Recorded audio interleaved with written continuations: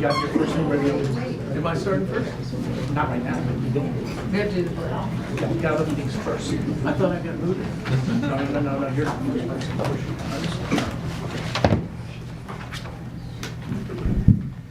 So good evening, everybody. We are glad that you are here joining us in person. Those of you joining us online for our February board meeting. And we have pledge leaders today from John Weldon Elementary School. I'd like for you all to welcome Eli, Madeline, Liam, and Edvita. They will lead us in the Pledge of Allegiance.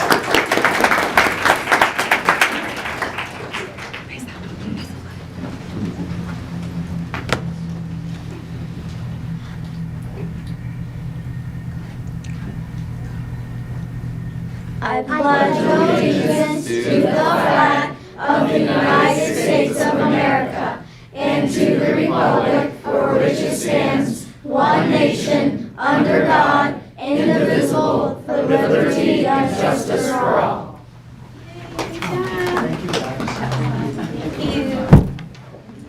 Thank you. Board, as we begin, we're going to look into our strategic plan and share our vision, and each one of us board members is going to share one of the 6 points. So, Director Herman. Recognized as one of the top 5% high-performing districts in the state. The employer of choice for talented educators, leaders, and staff. Fiscally sound with a track record of smart long-term planning. Known for graduating well-rounded students who are equipped with the skills and experiences they need to be successful in the world. Celebrated for the work we've done on culture, morale, and ensuring all members of our community feel safe and welcome. Trusted by families and the community to make good decisions and do what's best for students. So we have created an agenda that helps bring us closer to those goals. Board, I have a motion to approve the agenda for February 19th, 2026 as presented. Second. Director Pushkar, followed by Director Olkey. All those in favor say aye. Aye. Any opposed say no. Motion passes. Next up, we have some special recognitions. Ms. Joles. Thank you, Mr. Blair. Tonight, we are recognizing the Francis Howell Central Esports program for their recent state championship wins. In December, the Spartan Esports team participated in the Missouri Scholastic Esports Federation tournament in Sedalia. The Overwatch 2 team took home the championship trophy for the second year in a row, and the Valorant team won their first state championship. Esports, or competitive video gaming, became a sanctioned high school sport in the United States in 2018. Studies show that students who participate in esports tend to perform higher on math and reading assessments, in part because esports involves significant technology usage, which allows students to develop STEM skills by analyzing data, game statistics, and strategies. Esports players also gain skills in leadership, critical thinking, teamwork, and communication, and are eligible for esports scholarships at more than 200 colleges and universities. Activities Director Brian Keim couldn't be with us here tonight, but he asked me to share some additional information about the team. So here's what he says. He says, tonight we proudly celebrate an incredible achievement by head coach Chris Miller, assistant coach Isaiah Golden, and our Francis Howell Central esports student athletes. Back-to-back Overwatch 2 esports state championships, along with a Valorant state championship. These accomplishments represent far more than titles. They reflect the power of teamwork, communication, discipline, and trust. Esports demands strategic thinking, accountability, and collaboration under pressure, all skills that directly translate to success in the classroom and beyond. Our students learned how to support one another, adapt together, and pursue a shared goal. These championships highlight the meaningful opportunities esports provides at Francis Howell Central and the positive impact it continues to have on our student athletes. Congratulations again to our coaches and athletes. And at this time, I'll invite Coach Miller to come forward at the podium, and he will help us recognize the students who made up each of the championship teams.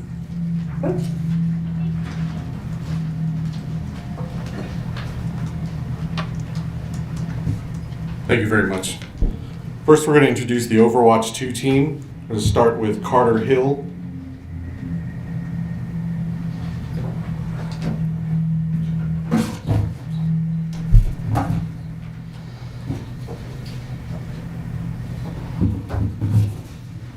Atticus Huffaditz. Sawyer Klein. Matthew Miller.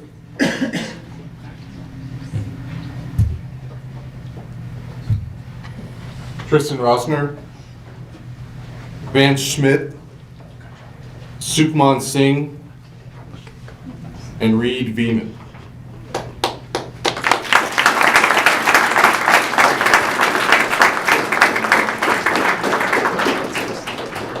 In our Valorant team, we had Nathaniel Cadle, Declan Fowler, Bastian Hart,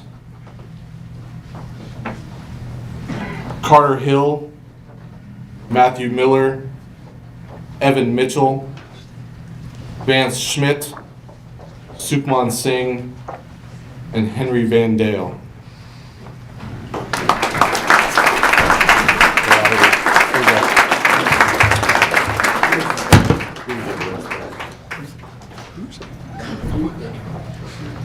We're going to take one big group picture with all of you. The board, if you want to come around, and then if you guys want to just scoot back a little bit, the board's going to stand on that platform right behind you.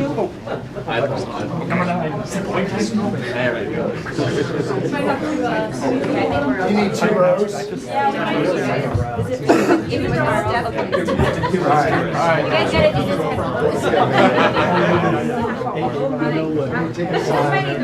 Kneel down, buddy. We need a higher. Can I have some taller people kneel? Do you feel? Wait a minute. Yeah. Okay. Do you want to kneel down here? All right. There you go. Actual talk back We need higher rises. This tall guy over there. Coaches? Yeah, come on in. I'll go to the other side. How about that? You're gonna frame this picture, I promise you. Ryder and Jade, that's good to go. Okay. 1, 2, 3. Thank you. Thank you.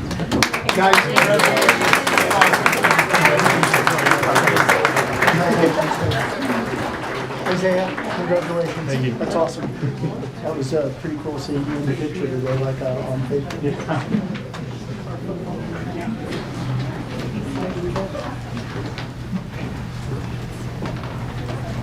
Next up, we have more special recognitions. Ms. Jones. Yes, we do. We are excited to introduce our student board representative for February. As you know, the purpose of the Student Board Rep program is to honor and recognize talented students, elevate student voice, and provide growth opportunities in the areas of public speaking, leadership, and governance. Students are selected for this honor by their principal with input from the student body. They have an opportunity to prepare and deliver a short speech to the board and the public that is focused on their school or the district. And I'll invite Principal Dr. Dave Whitlock to the podium to introduce our student board rep from Francis Howell High School. Dr. Whitlock. Good evening, President Blair, members of the board, Mr. Delaney, members of Executive Cabinet, patrons, and guests. As was just said, I am the principal of Francis Howell High School and have the pleasure of introducing tonight's student school board representative, Mr. Andrew Fu. We are fortunate to have Andrew's mother, June Chia, and father, June Fu, here tonight, and we appreciate their efforts to support and guide Andrew into the successful person he already is today. As I thought about how best to introduce Andrew, I kept coming back to our school theme this year of lighting the torch. For some students, they surprise us with sudden flashes of excellence, while others shine in a steady, constant glow. In Andrew, his light is strong and bright, with a genuine desire to know and master ideas. He carries a 4.8 GPA, is enrolled in 5 college-level advanced placement classes, and has a perfect 36 on the ACT. His current goal is to become a computer scientist or financial magnate. I believe he is still accepting admission and scholarship offers. So if you have any, please hit him up, as the kids say. And he has decided to attend the University of Chicago this fall. Andrew also seeks to light the parts of his life that he has yet to explore. He has been involved in 9 activities in sports at Francis Howell, serving as both the Honors Math Club president and the junior class president, which I can tell you is a rare combination. He is also participates in varsity soccer and tennis. In his spare time, he volunteers with the senior population in local nursing homes in St. Charles, providing companionship and meaningful conversation. As you can see in all his activity, he pursues both passion and challenge to find where he can grow. And finally, Andrew's light is broad and wide, welcoming new experiences and new people into his life. He's actively social at school, an explorer of local traditions and experiences outside of it.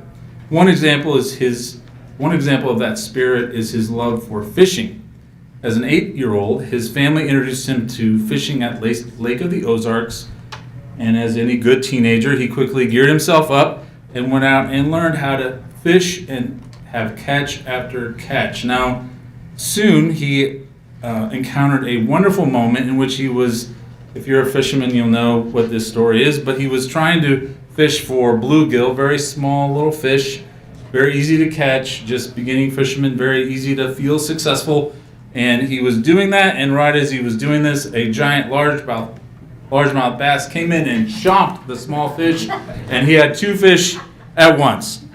And of course, you know that as an 8-year-old, this was quite a story, which he brought back to his family and really has become a symbol of how he welcomes people in, shares stories, and became a favorite family activity in the Foo Family and Friends Club. This story has also gifted him with a life lesson that sometimes the best moments, the best activities, the best friends, and the most light appears when you show up prepared, stay patient, and remain open to opportunity. I appreciate how Andrew represents this and the very best in our biking community. As principal, I'm honored to introduce him tonight as our Student School Board representative.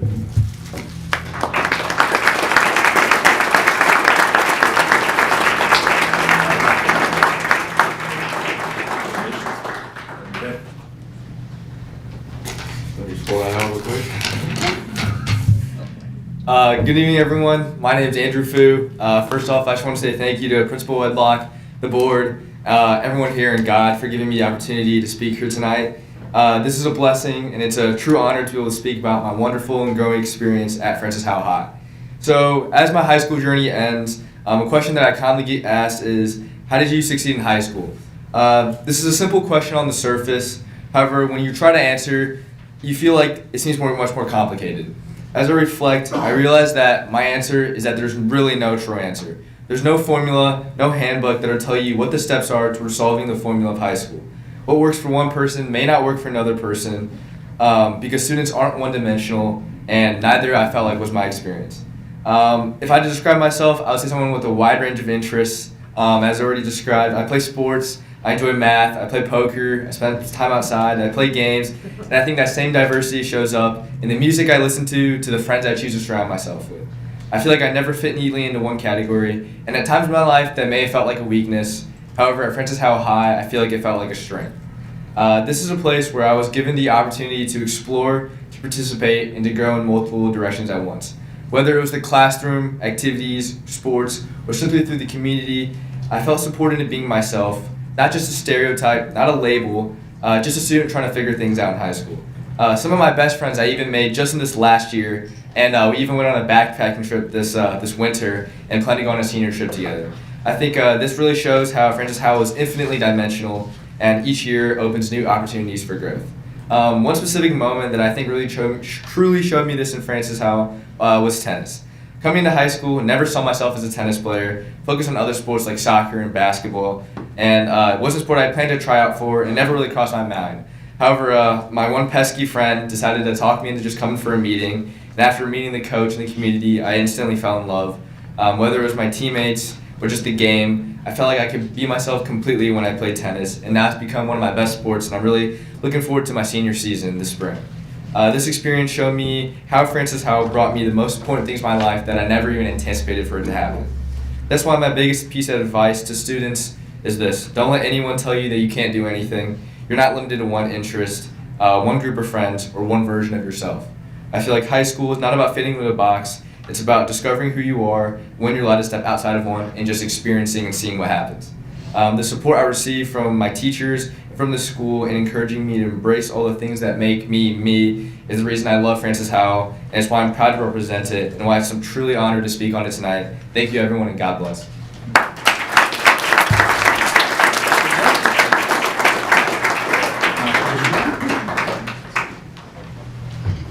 Pleasure to meet you. Thank you. Gonna come up, take a photo of the board.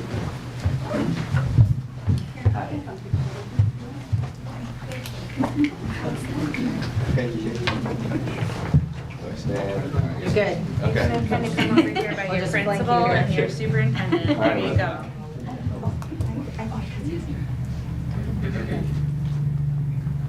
Great. 1, 2, 3.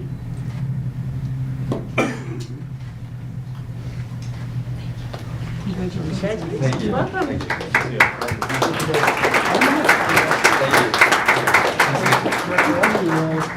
Follow me, kiddo. Oh, I'm sorry. Well, I've still got some water here. I got more. Andrew, welcome as our student member of the Board of Education. How you feeling? Feeling good. Okay, great. A little hot, but feeling good. You're good. The pressure's off you now, okay? All right, so please feel free to ask questions. There's a microphone in front of you. This iPad will load the agenda. I'll walk you through how to do that. Your input is always valued and appreciated. You can ask questions, you just can't vote, okay? Until you're elected, okay? All right. We're grateful that you're here with us. Thank you.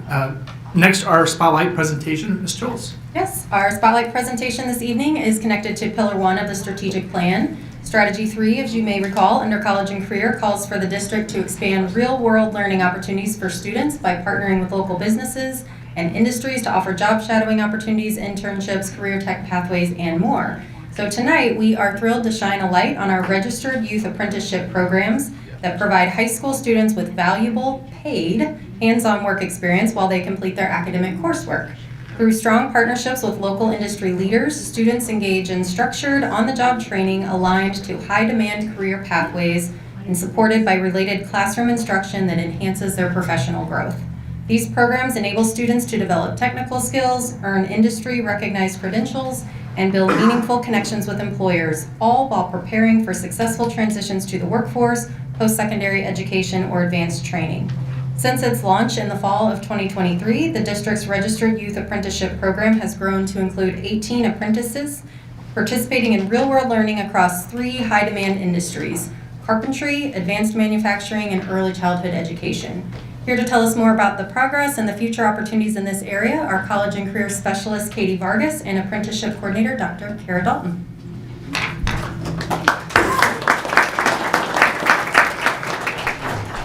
Good evening. Make sure this is good. Make sure these are on. This is a new development right here. Okay. Good evening, Mr. Blair, members of the board, Mr. Delaney, members of the executive cabinet, patrons, and guests. As we think about preparing students for life after graduation, we need to anchor our decisions in workforce realities.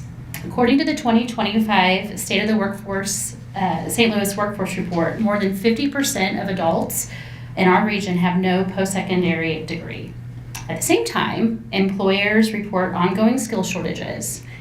46% cite shortages in skilled trades, and 43% report difficulty finding workers with the knowledge and skills they need.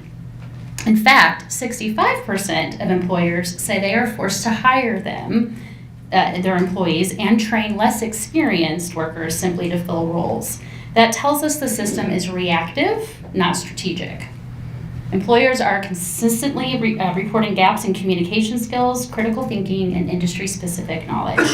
These are exactly the competencies developed through structured, supervised, work-based learning. Registered Youth Apprenticeship allows students to earn while they learn, gain industry-recognized credentials, and develop real-world skills before they graduate. It connects education directly to high-demand careers and creates clarity around post-secondary pathways, whether that includes college, technical training, or both. A lot of times it ends up being both. This isn't about creating an alternative path. It's actually about strengthening our primary mission, which is preparing students for successful futures and fulfilling careers that align with their interests and their strengths, all while building a sustainable workforce for our region. Registered Youth Apprenticeship is both a student success strategy and an economic development strategy.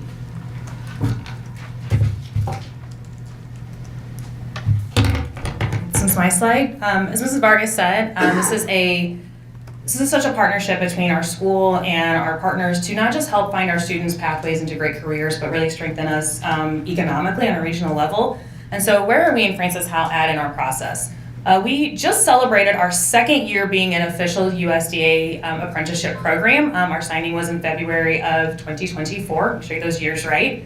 The work started before then. So in 23-24, really even the year before that, we were laying that groundwork and working with our teachers, making some changes to curriculum, and getting those partners on board so that we could make sure we had good partners who are ready to invest in our students and help guide them, understand that they're 17 and 18-year-olds, and be prepared to help give them the next step of the skills they need to be successful. And so we signed as an apprentice program in February of 2024, so official Department of Labor designation. We signed our first apprentices that May in carpentry, and Contact, our partner, jumped on board with us to walk through this with us as we learned as well. So those students started that summer, and then during the 24-25 school year, we had 2 rounds of advanced manufacturing students that signed. And so Katie put the growth numbers up here. We had in January of 2025, we signed 3 advanced manufacturing students, and then in May of 2025, we signed 2 more manufacturing, 3 new carpenters, and 1 early childhood. That was another new strain for us last year. And to show how it's growing even more since then, we've had our first round of advanced manufacturing this year. We signed those students in May. We had 9 of them. We still have 1 more round of manufacturing to go, and we are right in the midst of recruiting right now for all of our strands. And so that's where that 18 number comes from all the students who signed and started their program last year, and also those students who recently signed in January. We didn't invite those students tonight. We're going to invite them in the fall for all the students who kind of signed this year to start next year. But we're growing by leaps and bounds, and we're seeing the need, we're seeing the interest from students, and finding these great career pathways in careers that give them the opportunity for longevity, the opportunity for growth, and some really great companies that are investing in them, and several of them are here tonight as well.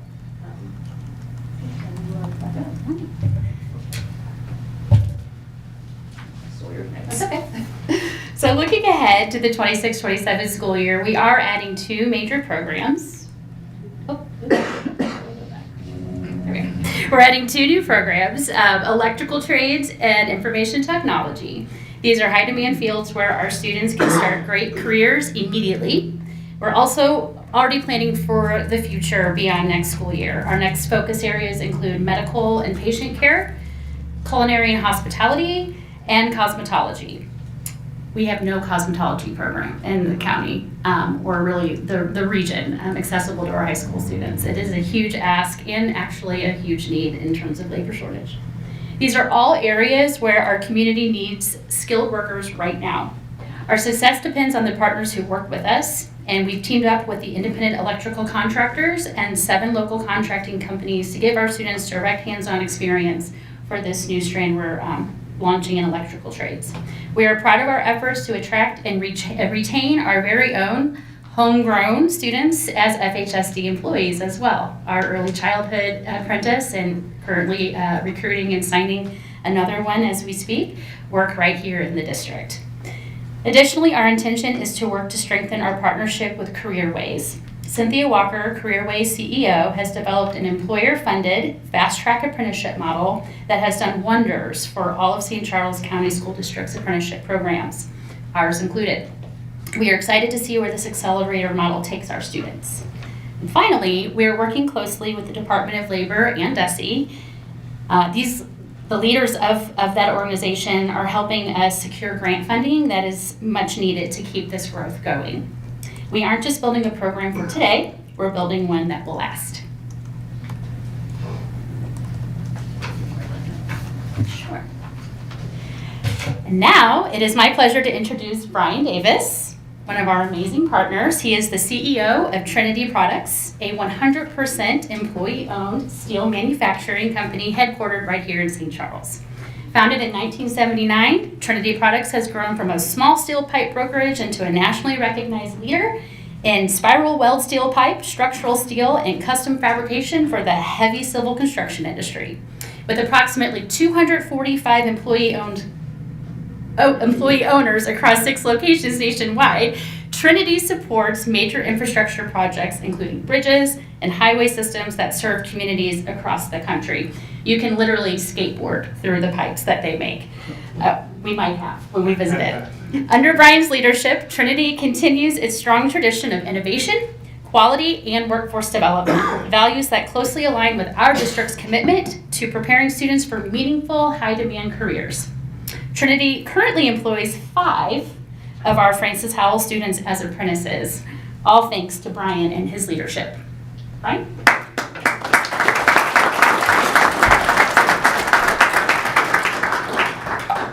Thank you for having me here this evening. I want to start off by saying thank you to the board and to the school district for committing the resources for a program like this to exist. I know that's sometimes a challenge. So thank you and really kudos for that. And for the work that you allow these ladies to do. They do a fantastic job. You know, when we started in this program, I was skeptical, right? 16, 17, 18-year-old students in a very heavy industrial fabrication and manufacturing facility can be a little scary. And quite honestly, I wasn't sold right away. But to the point of how this affects our region and workforce development, at that point in time, I had 20 open positions posted for 16 months straight. So, you know, I sat back, I thought about it, and I'm like, what do I have to lose here? What I'm doing right now is not working, right? So we got involved in the program. We currently have a total of 17 apprentices. As Katie said, we have 5 from Francis Howell. The program has been a resounding success. These students, it's a 2,000-hour program. Most of them will do that over the course of a 2-year period. Some of them have done it a little quicker than that, about 18 months. But over the course of that, you know, they're going to earn in the neighborhood of $35,000 to $40,000 in salary. And they're going to work on projects that are going to be from tens of thousands to tens of millions of dollars. You know, so the program for us and why, you know, we're as interested in it as we are, it gives these students the opportunity to get in the ground floor, right? I'm hopeful at the end of their program they want to stay and work with us, but if they don't, how amazing is it to walk into their next employer with 2,000 hours of real shop experience? So I applaud you for the program. I applaud the work that these ladies do. I know we have one of our apprentices here tonight. Every single one of them that we have is doing just an amazing job. Really, I think for a lot of my staff, renewed their faith in the coming group because they weren't really sold on the program either, and it was more along the lines of, I don't want kids in my shop, right? And that has turned around entirely. So the program is a resounding success. So thank you very much.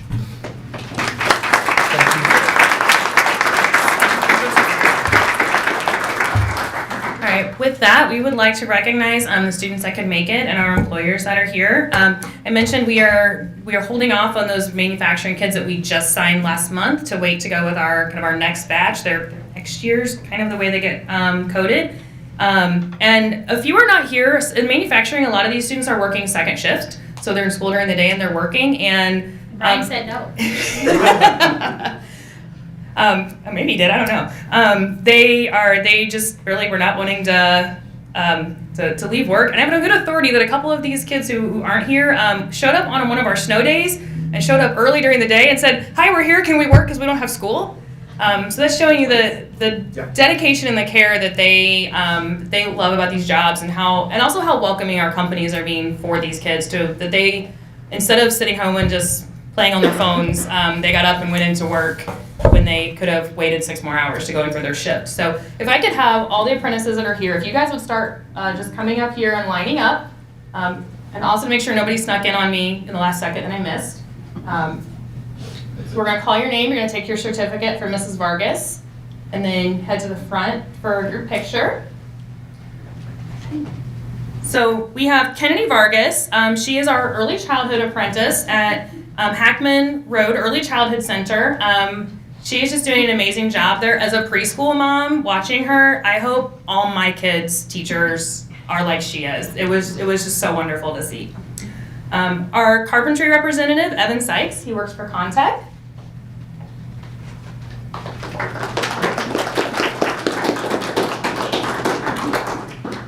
And then our advanced manufacturing students that are here tonight, Alex Storinsky, who works at Trinity. And Nathan and Sarah, who works for True Manufacturing. The other employers, if you guys want to start heading this way. As we mentioned a couple times, we could not do this without the partnerships with the companies right here in St. Charles County and the surrounding region. As Brian mentioned, it can be a little scary when you are in these big industrial plants and you're either welding or have these big presses, expensive equipment, to want to take a chance on someone who, you're like, oh, they're young. Are they going to be okay in the shop? But these companies have done so and have a great working relationship with us. So I'm going to announce them and you guys join the kids up there.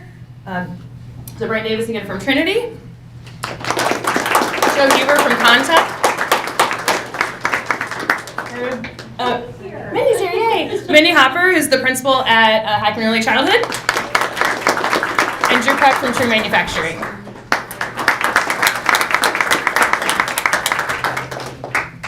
And before we take a quick picture, I know we went well over our time, we apologize. Any questions for these young people or for us? Just thanks. Thank you. Thank you very much. Or do you guys want to come around for the center? Congratulations, guys. Look forward and listen to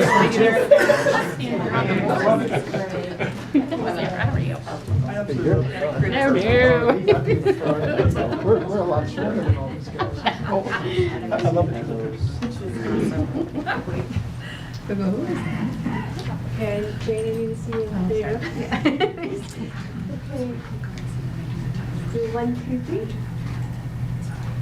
1, 2, 3. Hold those poses so all the parents can.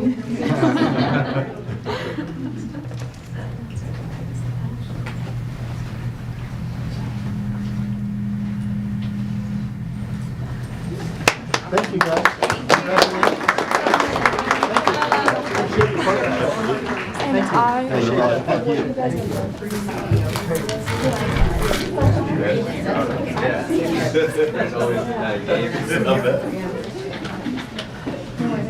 So thank you very much for that presentation on the Youth Apprenticeship Program. Just love all the different varied ways that our district is preparing students for the future. Thank you for sharing. At this point, we're going to move towards patron comments. During patron comments, residents of the district and staff and members are invited to address the Board of Education on issues related to the school district. Speakers are called forward in the order of sign-up, and each speaker has 3 minutes to make their remarks. Please remember that only one speaker is allowed at the podium at a time, and combining time or giving your time to someone else is not permitted. The board appreciates that you have taken the time to come this evening, and we value both your input and perspective. I would like to remind everyone that we expect that speakers will remain civil and respectful when giving remarks. We also ask that patrons in the audience remain quiet in order to be respectful of the speaker's allotted time. At this point, we invite Grayson Justice to come forward.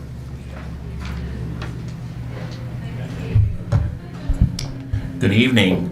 Happy Black History Month, even though our country's administration doesn't respect or recognize it. I know that some board members don't like hearing what the African American community has a positive thing to do in our U.S. history, but I want to share some interesting history about Francis Howell with the problem of racism. On July 12, 2013, Normandy School District transferred their students to Francis Howell, and mostly white parents are concerned of their children's safety because Normandy students are black and from the city. Back in 2023, the board decided that the resolution of racism and discrimination expired, but Dr. Harmon promised to bring a new version of the resolution or bring back the original resolution, and yet got nothing. In 2024, we had the board try to take away the elective, meaning optional, Black history and literature classes, and a noose was found in the stadium's restroom. And lastly, in 2025, we have racial slurs in high school restrooms and out of the board member's mouth when she read a passage of a book she wants to get rid of, even though it was a high school level book. All of these events tell us that racism is still strong in Francis Howell, and we need to tell everyone that racism and discrimination towards communities is wrong, and we really need that resolution of racism and discrimination back in our schools. I applaud the students who stood up for their right to protest at the student-led and organization walkout for an hour against the secret police known as ICE yesterday. And when I was looking at the list of books that has been questioned by parents, mostly high school level, are blocking the realities students had to face once they graduate, want to learn more about themselves, and learning about someone in their shoes. I keep hearing this phrase from the other side, let kids be kids. How? When school shootings are becoming norm, ICE agents are invading schools and bus stops and neighborhoods. I trust the system, and we have. And parents shouldn't tell other parents what book they should read because it makes them feel uncomfortable. Thank you. Vote no for SB 3 and abolish ICE. Thank you. Thank you. Up next is Ron Pushkar.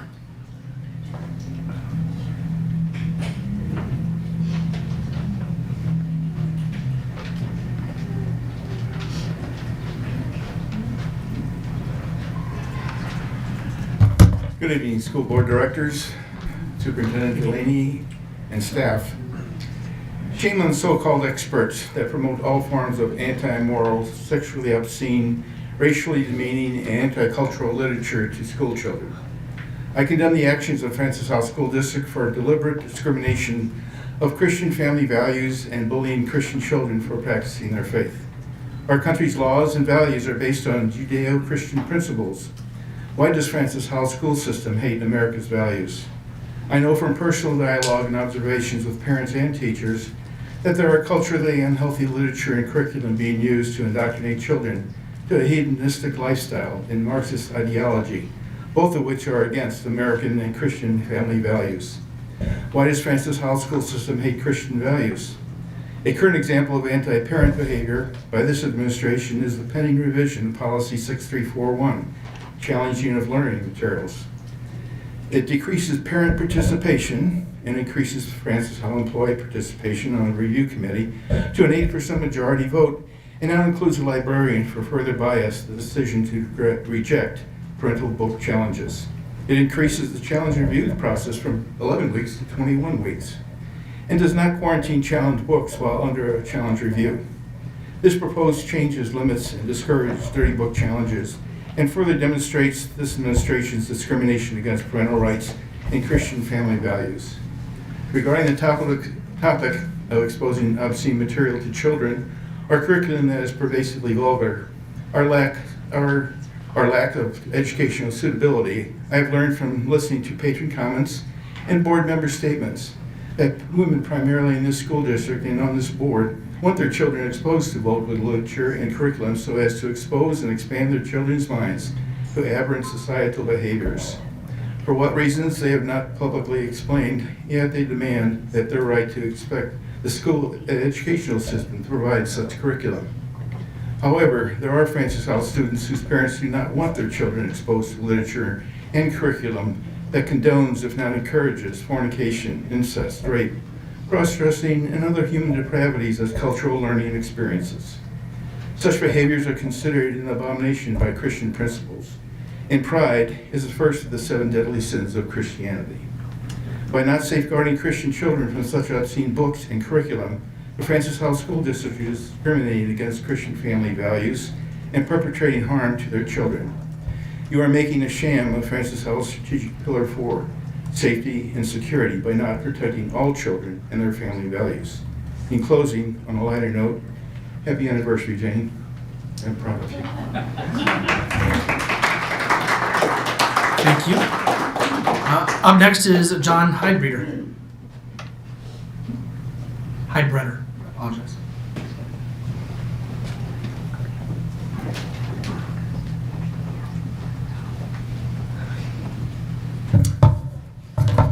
Thank you.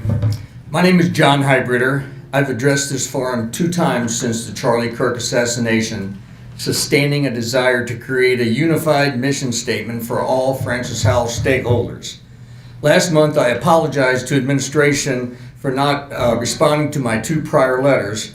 I do sustain my request for a response from the board. To have clarity and no confusion, a unified mission statement requires careful action in our policy making and curriculum content. In Missouri, the board sets policy and curriculum. At some level, the board has chosen to delegate policy making to expert teachers, creating the appearance of some influence to our policy by the NEA. I believe that actionable policy direction to the board should come from our community with due consideration from applicable local, school, and civil governance.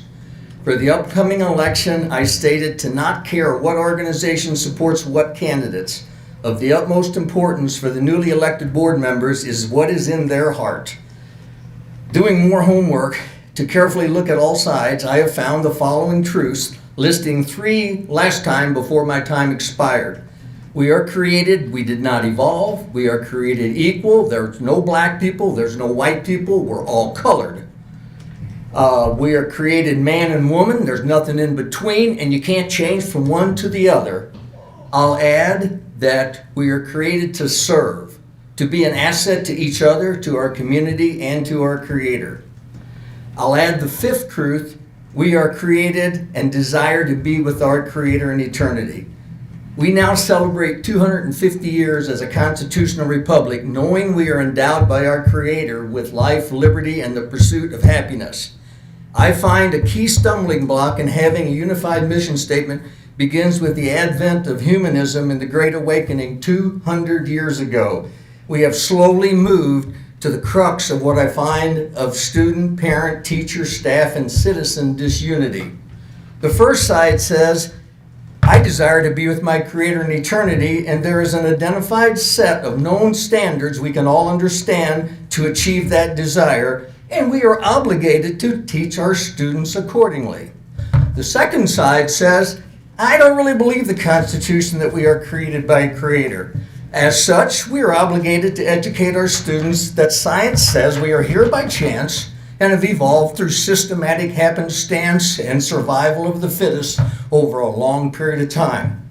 Listening to the first side, among many good things, the NEA expert on their website provides a message of deception and bad behavior. Thank you for your time. Up next is Mark Kamen.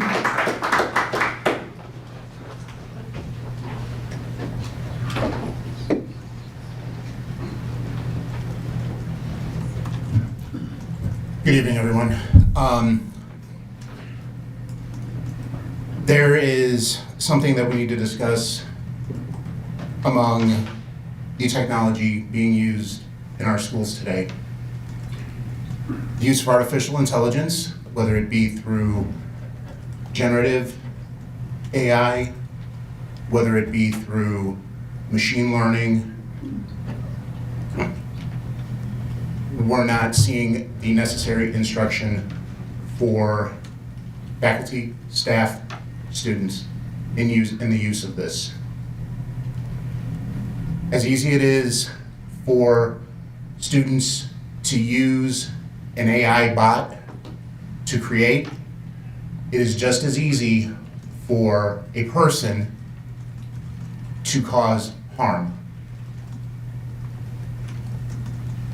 Whether it be through the theft of data, whether it be through the putting sensitive data into a chatbot and making it available to that bot. This isn't something specific to Francis Howell School District. This is every education organization out there, whether it be school district, whether it be higher education, whether it be preschool. Our vendors are using it, and we don't know how they're using it. We're not tracking it. So my suggestion is we need to start learning about it. Because I guarantee you, my 2 high school students at Francis Howell North probably know more about AI than I do. And I hold AI certifications in the cybersecurity world. And my kids know more about it than I do. So that kind of baffles me, but I've not expected it the least bit. And then also, the last point I need to make for tonight is that seeing books up for review in the library, books that I read in high school, books that haven't changed since they were published in the 1930s and 40s, books whose themes haven't been questioned in the last 20 years. And suddenly they are questionable. Thank you. Your time is up. Thank you. Up next is Sarah Dillard.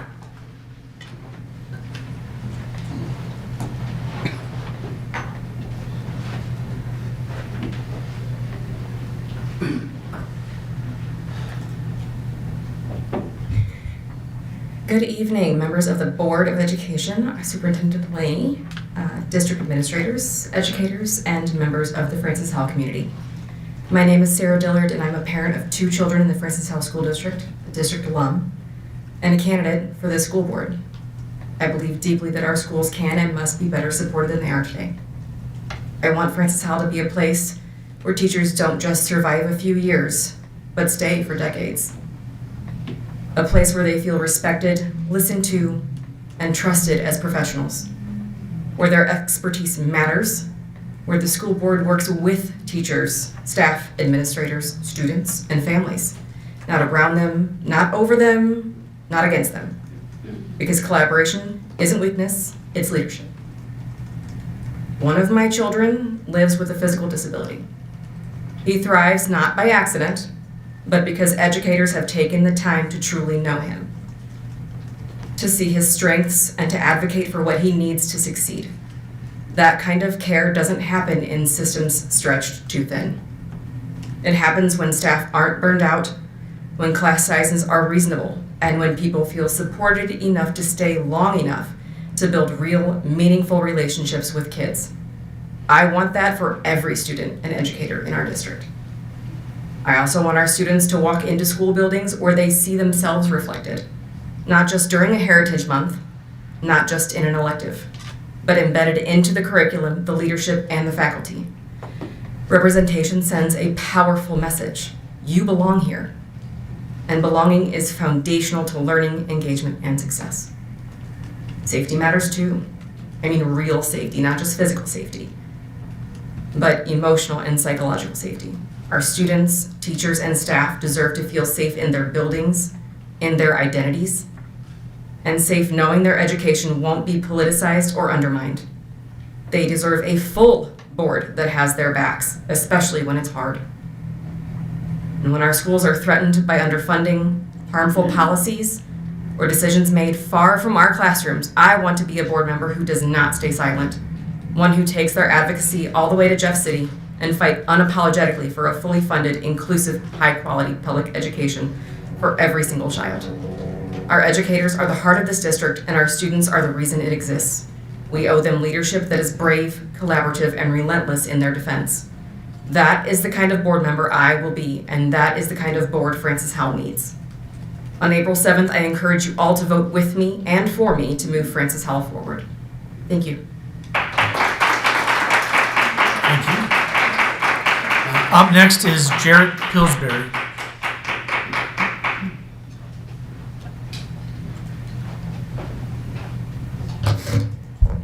She's got my vote. Good evening, board. President Blair, good to see you. Before I begin, I just want to welcome the student representative. Congratulations. For those of you who don't know, University of Chicago has less than a 4.5% accept rate. So what this young man is doing, in addition to all of his accolades, is tremendous. Give him a round of applause.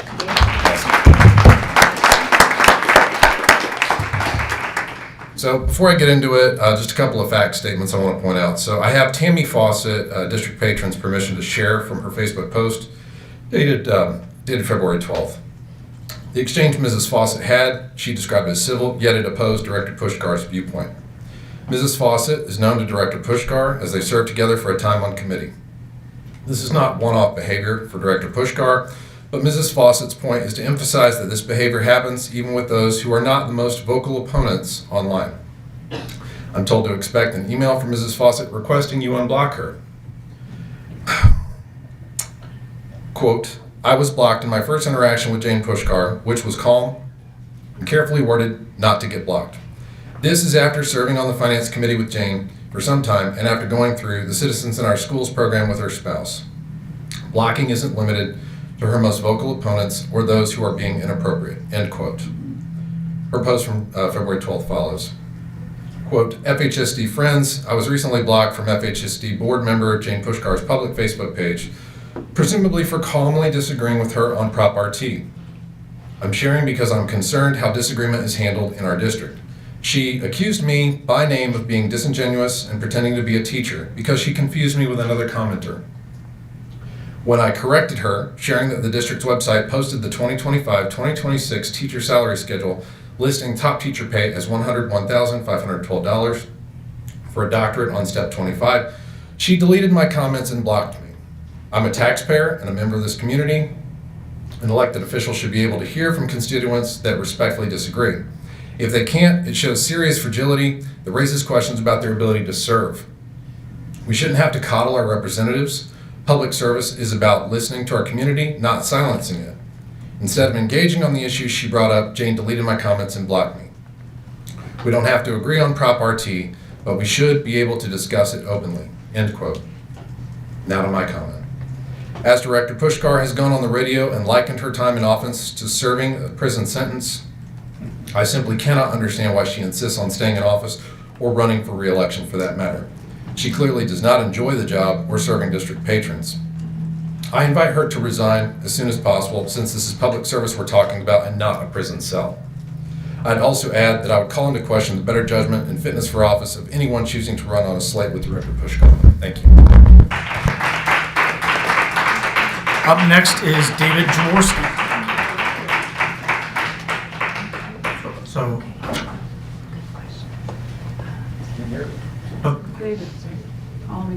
up next is David Jaworski.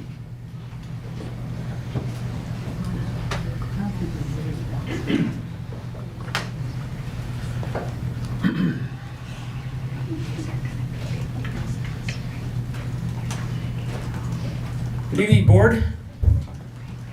I'm of the understanding that the board has made a decision to move forward with one-on-one tech for 26-27. Last month, I addressed the board about a book called Digital Delusion, written by Dr. Horvath.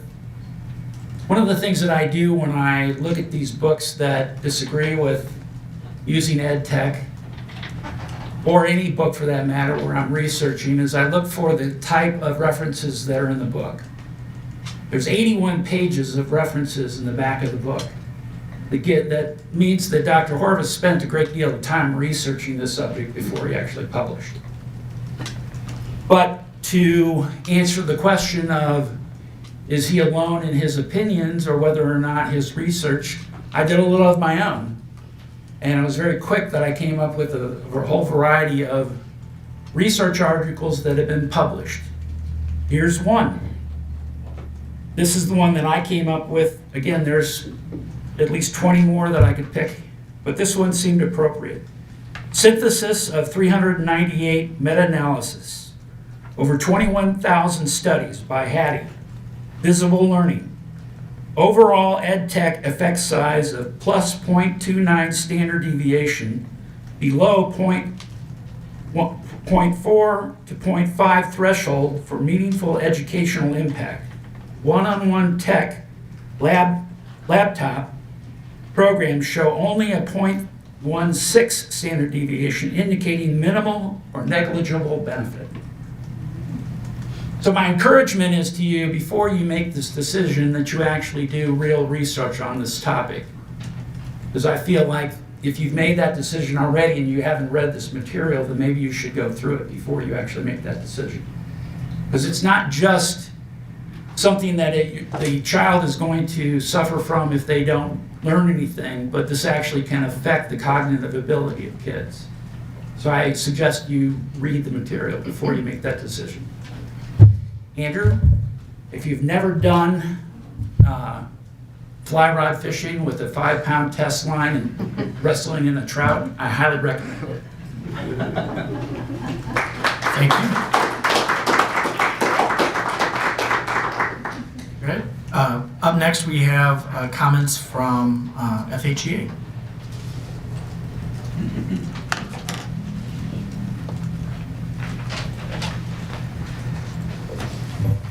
Good evening. My name is Francine Hill, and I am the FHEA president.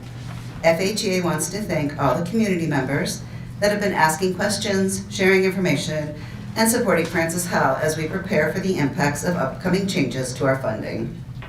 Francis Howell has many programs that support our students, and funding makes this possible. As a district, we do need to be selective about how funds are spent. Several $1,000s should not be spent on a service that can be conducted for free. That does not demonstrate fiscal responsibility.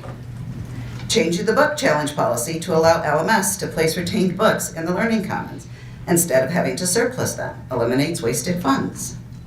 FHEA has seen how Dr. St. John carefully monitors the balances and looks at multiple scenarios. But she's not magic. Public schools depend on taxes to keep the lights on. The tax freeze for our senior citizens is already in place. The new changes are not for their benefit. Our community has already demonstrated they're reluctant to pass a tax increase, so suggesting that as a solution to offset the loss of funding does not seem feasible. Cost of living increases are necessary for individuals, businesses, and our schools. The cost of running our schools will continue to increase every year, and revenue will not. While Facebook is fun, it's not a reliable resource for information. Please find reliable sources of information when you are looking for your decisions about the direction of our schools.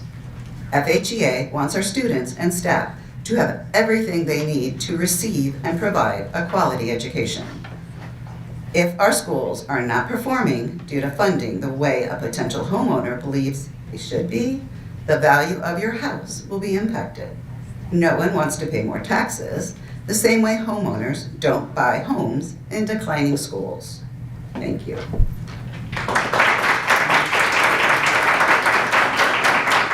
Up next is FHSD.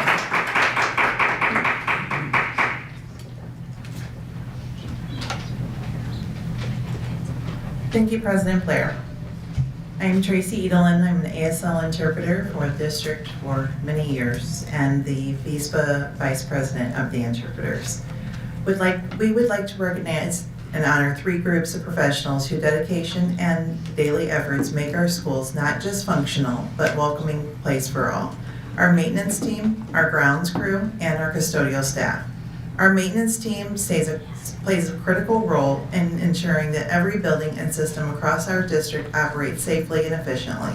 6 sweep crew members tackle routine repairs to preventative upkeep. They tackle challenges with skill and care that often go unseen until a problem arises. Our other 24 maintenance team members handle a wide range of responsibilities, from ensuring heating and cooling systems operate properly to repairing infrastructure and completing tasks that directly support the safety, comfort, and long-term health of our facilities.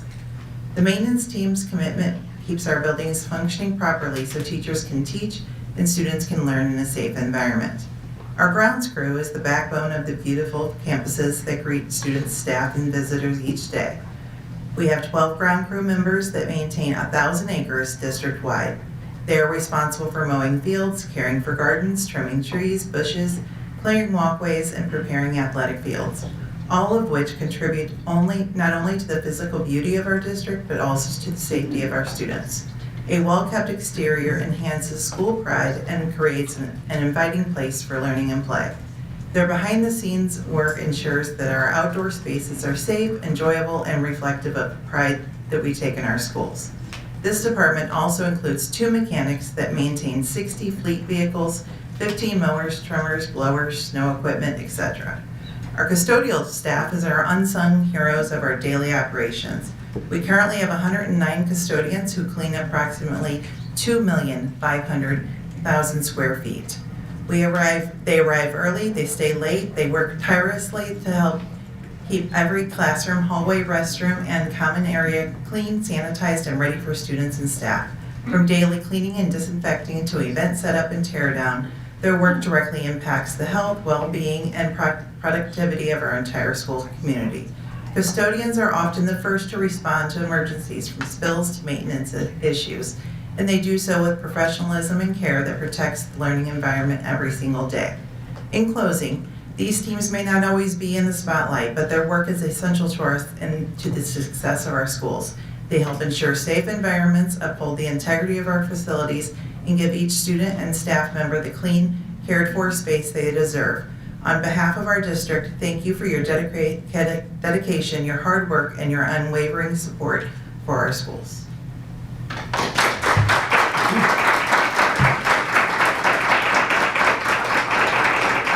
So board, I have a motion to approve the consent agenda for February 19th, 2026 as presented. Second. Director Pushkar, the motion, second with Director Ponder. All those in favor say aye. Aye. Any opposed say no. Motion passes. Board, I have a motion to approve the report as presented. Director Pushkar, seconded by Director Ponder. And now we have Dr. St. John.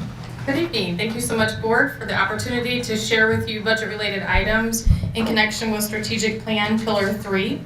In an effort to keep both the Board of Education and community informed in a timely manner each month, we share an update in the area of operating budget, including amendments as necessary, bond financials, self-insurance revenues and expenditures, as well as a legislative update. This month, we do bring to you a budget amendment, of which the detailed version of the information is in the financial packet in Word docs, but I would like to draw your attention to a few items in the next couple of slides just to point out what those changes are. As you know, the school year goes on, we learn more, we understand more about what the budget, how the budget's performing, as well as new allocations that come to us throughout the year, and we make adjustments accordingly. With the changes overall, this is only a 0.25 decrease in the fund balance as we had projected it last month, so not an overall change that equals that much. But I would like to point out to you some of the changes that are occurring within the budget.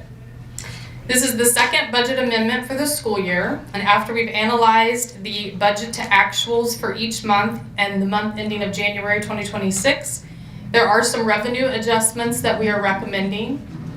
Some of the revenue adjustments are decreases due to updates that we get each month from DESE in regards to school finance, and the per pupil or the ADA calculation for each is trending lower.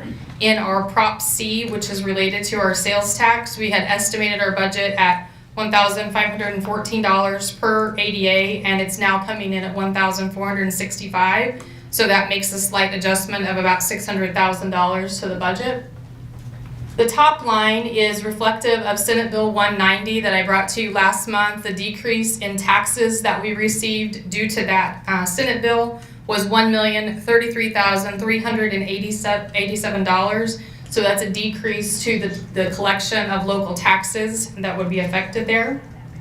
We also have finalized the property insurance music, and then we adjust for that in the object code 5195. as well as looking at how the basic funding formula is coming in. Our summer school numbers were a little higher than what we had budgeted, so that's an increase of revenue than expected. And our transportation is currently being paid at 95% versus the 100% fully funded that had been mentioned. These are the expenditures. I won't go on every single line, but again, just to train your eye, as to the left side gives you a slight description as to what that amendment would be. And then to the far right is the total, showing you if we need to increase that expenditure or decrease that expenditure column overall, or that object code overall. This is the trajectory that we look at each month, with the green column being the most current, as I just mentioned, at our fund balance estimate at 27.34% as we come in that's what we would expect to see in June. And then carrying that out to the right of the projections that we have for through the year the school years of 27, 28, and 29. This is another look at that type of data in a different format. Again, not much change from last month, as that was just the decrease of 0.25 from the prior month. We also bring to you each month the bond financials. Not much has changed in this area. You know, we are winding down the Prop S funding, as we are scheduled to do those 6 more HVAC systems over this summer, and there are some preliminary work that will begin over spring break in that area. With our self-insurance financials, I'm going to take you on a few more slides this month than I have previously. That committee has met each month throughout the entire school year. This time, it generally would start about this time of year, but instead we made the effort to start earlier in the year. And I really just wanted, again, to bring your attention to the revenues are trending lower than expected, and the expenditures are trending higher. So again, to remind you that the premium amount is being supplemented by potential board transfer that I'll bring to you, I believe, next month. I'm anticipating that to be about $3 million in order for us to be able to bring the fund balance back up to what we expect it to be by the end of the year.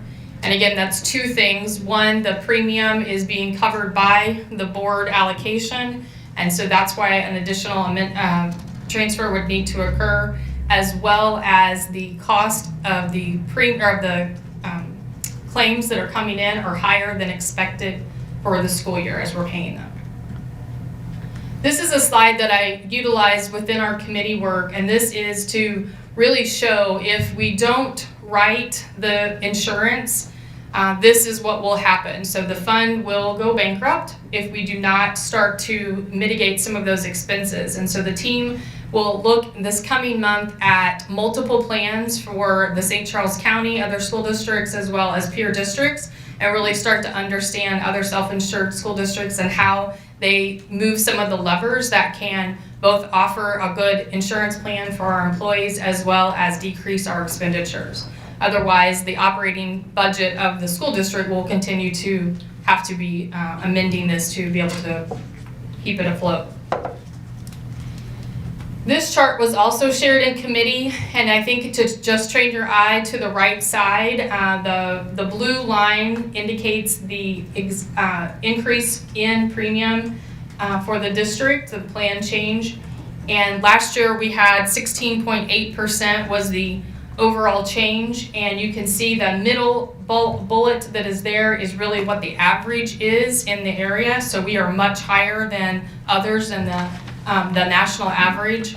And so really, again, trying to hit home that we've got to decrease some of those expenses, and we've got to figure out what's going on and what levers that we can change, whether that be in plan design or what the board pays for. One of the things that has been talked about is that Francis Howell is the only school district that we can find that doesn't have a flat rate that the board pays per the insurance premium. And Francis Howell is varied, and so each plan gets paid out a different amount. And what we have seen across other benchmarks is that there is a flat known fee in order to fix that cost in the budget. As this information was presented by Carol Embry in May of 2025, This was brought to you in regards to where the insurance had landed, and this is the list of things that were left for the work of the team this year. So levers to affect change, and as you can see, it's things like the wellness program, plan design that I just mentioned, some reduction in coverage or changes in the contribution, and the way that the HSA is paid out, or reducing and eliminating some of the contributions, as well as potentially employees paying more cost. The committee looked at these levers to affect change, and they were surveyed and they chose their top 3. And so there was a tie between the number 2 and 3. So we really have 4 things that will go back to the committee's work in this next month, and we'll really start to hone in on some things that we believe will bring those costs down and make some choices, but still in hopes of bringing a nice insurance package to our employees. Our commitment to you and this committee work is that on March the 10th, we will have that committee that we just mentioned there, and MMA, our broker, will be bringing us some plan design, cost-saving measure ideas. Then the team will meet again on April the 9th, and then the final committee meeting will be on May the 5th with a board work session on May the 7th. So you'll have an opportunity to really dig in and understand what the board would be committed to for the insurance costs for next school year. Switching gears to the legislative update, I've updated this slide just a little bit as we are in full swing with this legislative session. There were more than 700 bills filed that would affect school districts during this legislative session. The one on the left I draw your attention to, as I brought to you each month that I've been here, that on April 7th of 2026, that Senate Bill 3, now known as Prop RT, will be on the ballot. We are reminding all of our patrons the last day to register to vote is March 11th. And we're reminding the way that school finance works here for Francis Howell is that 75% of our revenue is based upon local taxes. And these are to support the Senate Bill 3 change also supports essential services, including fire, ambulance, and libraries. And the estimated fiscal impact for that would be a decrease of $4 million in the first year, should that go through, and $20 million in a gap in 1 year in the 5th year out. On the right side of the screen, I bring to you a watch list of others. There are several, and when you see House Bill like 1766 and House Bill 2329 combined, it's because they have similar language and they start to kind of merge together. And it's really focusing in on personal property tax. There's been several that have either changed the percentage and how it's calculated or eliminated it altogether. That one's a little bit harder for me to estimate at this time. I'll bring you updates as we have them. The next few on residential property changes, as well as tax calculation changes in a multi-tier approach. You can see the fiscal estimates are anywhere from $2 million to $500,000 to $800,000 decrease for the school district.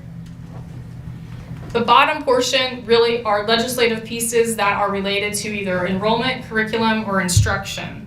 And so there are pieces out there, or there are legislative items out there looking at, again, the Parents' Bill of Rights, open enrollment, the universal screener for gifted, some changes to American history curriculum, a mandatory retention policy for students, a district report card, grading each school district as A through F, as well as mandatory 60 minutes of PE each day, grades K through 12. I would like to make note on the district report card A through F, there are 3 versions that are floating around out there, one of which is an executive order by the governor. The timeline for that particular one, it's based upon standards that would be put together in the summer of 2026 and released in the fall of 2027.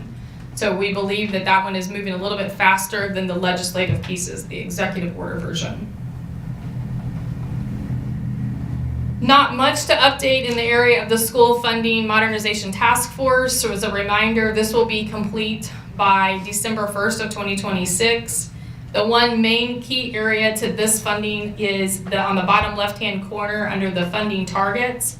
For many, many years, for the 20 years that this formula has been in place, there has been something known as a dollar value modifier, and that has been used in the formula to equalize. So if you think about how the price of gas might be different across the state, This was in order for that to create an equalizer into the formula.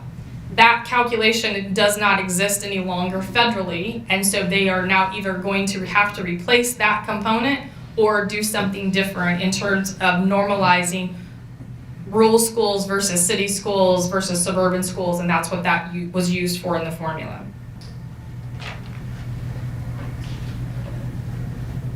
This is the trajectory map as stated with the assumptions with Senate Bill 3. No change from the prior month except for just the update to the green column, which is the 27.34.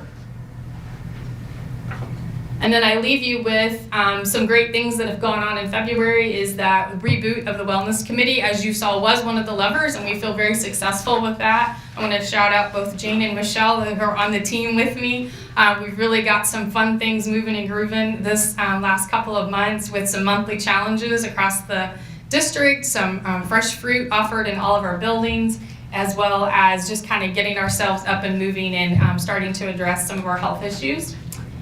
The committee met on the 10th, and we'll meet again next month on the 10th. And shortly, I will go over the budget development as that season has begun. And then tonight, Scott will be bringing you the technology 5-year plan as well. And the final piece there is that the Raptor Visitor Management System is now in full swing, and it will be fully implemented as we go into spring break, so by March the 20th. And with that, I will see if you have any questions. Any questions, board? I want to ask a question. So you were sharing estimates today regarding Prop RT and Senate Bill 3, and at a previous board meeting, there was a question whether or not your estimates are just estimates, and they are. When it came to the property tax freeze for seniors, it's a $1 million loss to us. What was the estimate that you had about the impact for that particular law on us as a Francis Howell School District? So what Carol would have showed, yeah, I believe it was in the neighborhood of about $750,000. So it came in higher than what was estimated. So it's helpful for us to know that the estimate is the estimate for like the target to be over or under. Mm-hmm. And in recent example, the estimate for one cause on us was underestimated.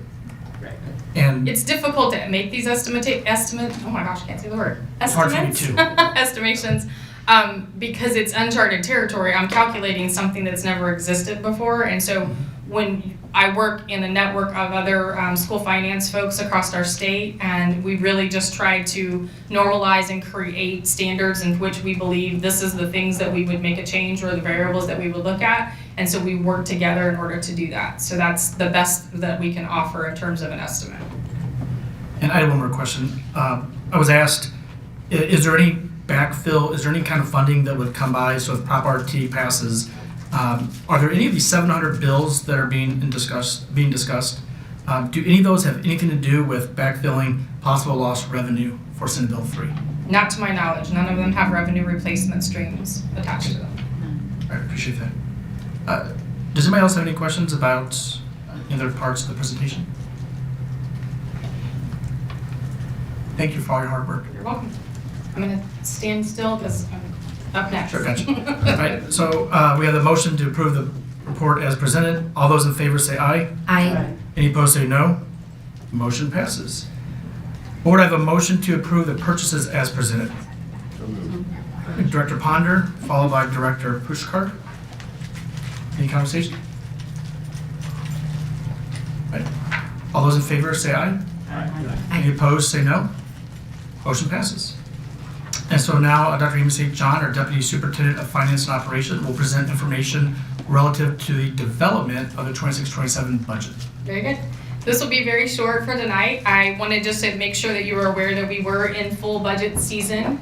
This will be something I'll bring to you each month so you can understand where we are at in the process. And this takes an entire village of folks in order to pull this off, as you might expect. So that $260 million operating budget is really looking to see are the things that we need to put into the budget for next year in terms of planning that out and really zero-based budgeting, understanding we're spending those dollars as we go.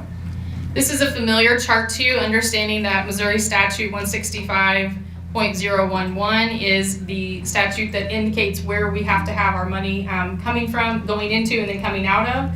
And so those are those the four buckets for the funds. And you can see within each of those general, teacher, capital projects, and debt service how those funds must be spent. This is where we are at in the timeline, is to provide the overall timeline for you this evening. And then each month after this, I will be bringing to you each of the components that build into the larger budget. So you'll see next month we'll talk about the capital and bond fund in depth for the next school year, the subsequent budget that we'll be building. And then finally following that behind with the debt service, health fund, and then the general fund and teachers fund. And then finally on June 4th, we will have a whole comprehensive budget brought to you for your first look, and then ask for the approval by the end of the month. That is it. Thank you very much. Any questions? Thank you very much. Thank you. And now Mr. Scott Gowan, Director of Technology, will give a 5-year technology plan presentation that will address the learning environment needs throughout our district. Good evening, Board of Education, administrators, and guests who have decided to stay with us. I'm presenting tonight a 5-year look at the Technology Strategic Plan. This is an extension of the strategic plan that you all have adopted. Basically, we're going to talk about the information technology resources, not necessarily the instructional technology that we do on those resources, but we're going to basically talk about the devices that we have, the network that we serve, that serves those devices, and our commitment to continue working with our instructional leaders on the instructional technology side to address what we're doing with the devices. While this 5-year plan will address these resources, it does not directly address the instructional resources or the learning activities performed using our technology, as the district's talented instructional leaders are already doing this work. However, like I said, I'm committed to working with them to make sure they have what they need for that to be successful. On our first slide here, I'm basically just going to take a look back in time that when I stood up before you last February and presented an assessment of the technology as it stood at that time. These are the items that I shared as a summary of our opportunities at the end of that presentation. What I observed in that analysis was that our district-wide capital planning and our purchasing for technology was very decentralized. And over the course of this year, we have re-centralized that. And what we noticed was when the technology department wasn't purchasing things, those things were being used well beyond their useful life because there wasn't a plan to replace them. By re-centralizing that process, we are not only taking responsibility for making sure that the devices and things that our students are using for learning, making sure that they're in good working order, but that they're also being replaced on a consistent basis.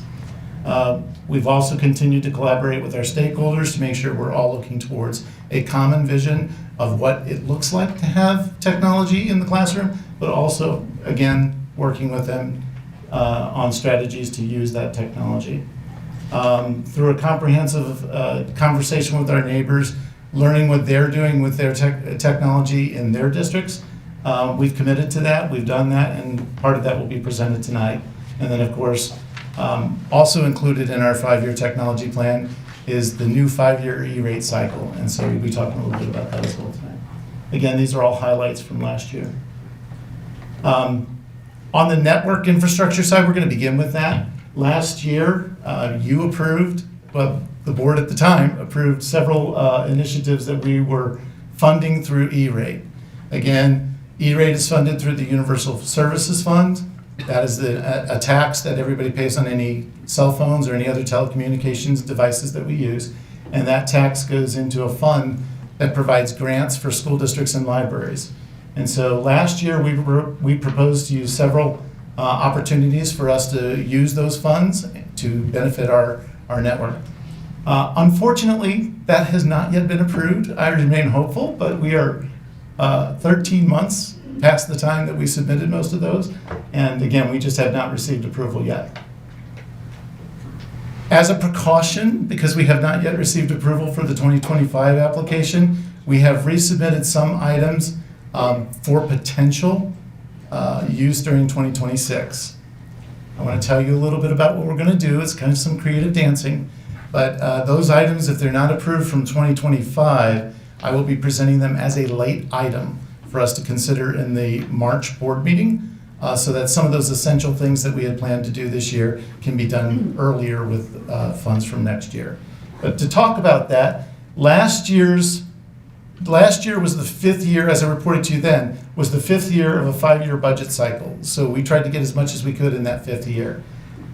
This marks the first year. This year marks the first year, or what I would be presenting to you in March, marks the first year of a 5-year cycle. So if we can get those approved based upon that last 5-year cycle, we're going to continue to do our very best to get that approved through E-rate.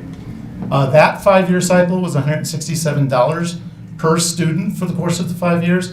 This year, that money jumps up about 20% to $201.57 per student. And so that's quite a bit more money that we can work with in the next 5-year cycle. So it's kind of important to get the money from the first 5-year cycle. But anyway, the things that we're looking at over the course of the next 5 years in the technology plan is we're looking to invest about $3.3 million in the infrastructure that is eligible for a 40% reimbursement from E-rate. So basically, our contribution to that would be $2 million as a district. Their contribution through the E-rate program would be $1.3 million. And that is allowed to provide the connections for our schools. It is allowed to provide the switches and the wireless access points that we use throughout our schools. And so over the next 3 years, that would be year 2, year 3, and year 4 of that cycle, we plan to purchase a lot of equipment with those capital dollars, and again, fund them through E-rate.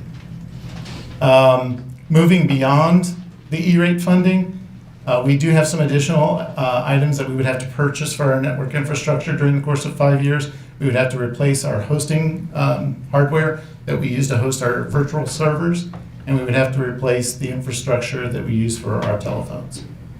All total, we would expect during the course of that 5-year period, we would expect a capital impact of about $2.3 million. Turning to the student device side of things, this is where we left off last year in that first column. Last year we had 17,983 Chromebooks that were current Chromebooks. In addition to that, we had, more than I would like to admit, thousands of devices that were well beyond their useful life that were being used in our classrooms, again, that weren't previously funded by technology. And so there wasn't a plan to replace them. They were not included in our numbers last year because we were still trying to determine exactly how many of those outdated devices were in use. And as you can see, continuing down the line, the other student devices that we had out in our environment. Moving to this year, we do not have the outdated devices out in our environment anymore. We've done our best to get them to a use with recyclers, get them out of our environment so that our students can be using things that are current, which brings our current Chromebook count to 20,524. That change is 2,500 Chromebooks, 2,541 Chromebooks, but we purchased, 4,400-ish Chromebooks over the last year, so you can see where some of those numbers kind of played out as we retired old devices. The other thing I want to point out is last year when we did our assessment, about a quarter, just a little over a quarter of our devices were purchased by sources other than the IT department. That is a much smaller number at around 16% right now. We believe that we have the devices that we need currently for instruction. We do continue to get requests for more student devices because as we also discussed last year, we are currently using the classroom-based technology model, which means that every classroom cart has to have enough devices in that cart in order to satisfy the number of students in its largest class that meets in that room. So if you're a social studies teacher and your freshman social studies class is 30 kids, even if you have less kids in all of your other classes, your cart would have to at least have 30 devices in it in order to meet your instructional needs. And so that classroom-based model, that classroom-based technology model that the district currently operates under requires us to have significantly more devices than we have students. And so that's part of the reason why we've been looking at this over the course of the last year. With the future availability of financial resources in question, the district would require and maintain fewer student devices if we shifted from the classroom-based model to a model that allowed the students to take them home and take them to all the classes that they might need the device in. So we decided to reach out to our peers and see what they are doing and how long they've been doing it and for whom they are doing it. And this chart shows the results of our neighbors and how long they have, if they have issued devices, which all of them have, how long have they been doing so? How long and at what grade levels have they been doing so? And as you can see, it looks like one of our district friends in Pattonville is issuing devices to go home from kindergarten on up. But the majority of them are doing from basically some 5th grade, 6th grade level on up, just to kind of give you an idea of how much are going home in our neighboring districts. Nationally, 80% of high schools and 67% of middle schools allow their students to bring their devices home. And that is, I forget which source it is, but it's one of the administrative journal sources that cited that. Our peer districts are already distributing devices to their secondary and school students and have been doing for many years, going back, I think the earliest was 2012.